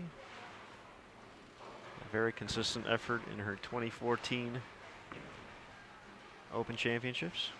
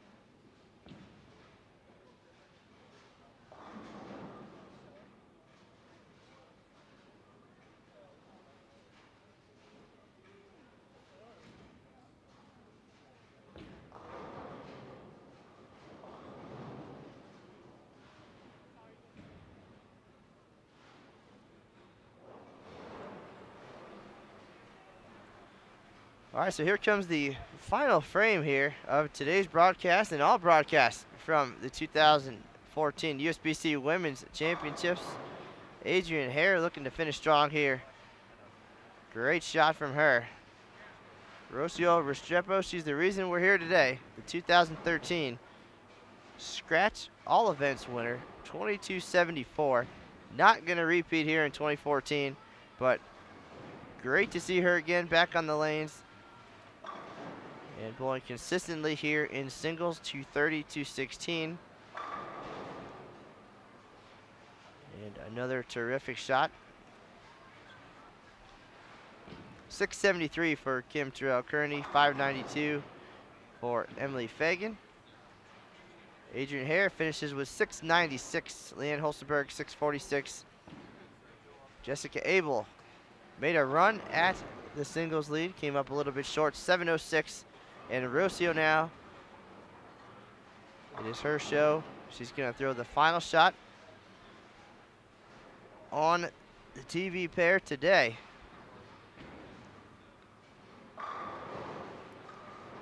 And in fine fashion, 3 strikes in the 10th. Rocio, 227 for 673. And we'll have the final calculations and all that good stuff for you coming up later today on bowl.com. Aaron Smith has gone to help Linda Barnes with a couple of things. So we're going to wrap this up here in just a minute. We do appreciate everybody's support this year on our nearly 30 broadcasts from Reno between the Open and Women's Championships. It's been a great run. The WC concludes on June 30th. The Open Championships wraps up July 13th. We'll have a lot of great news and final recaps coming up on bowl.com. Check us out on Facebook and Twitter.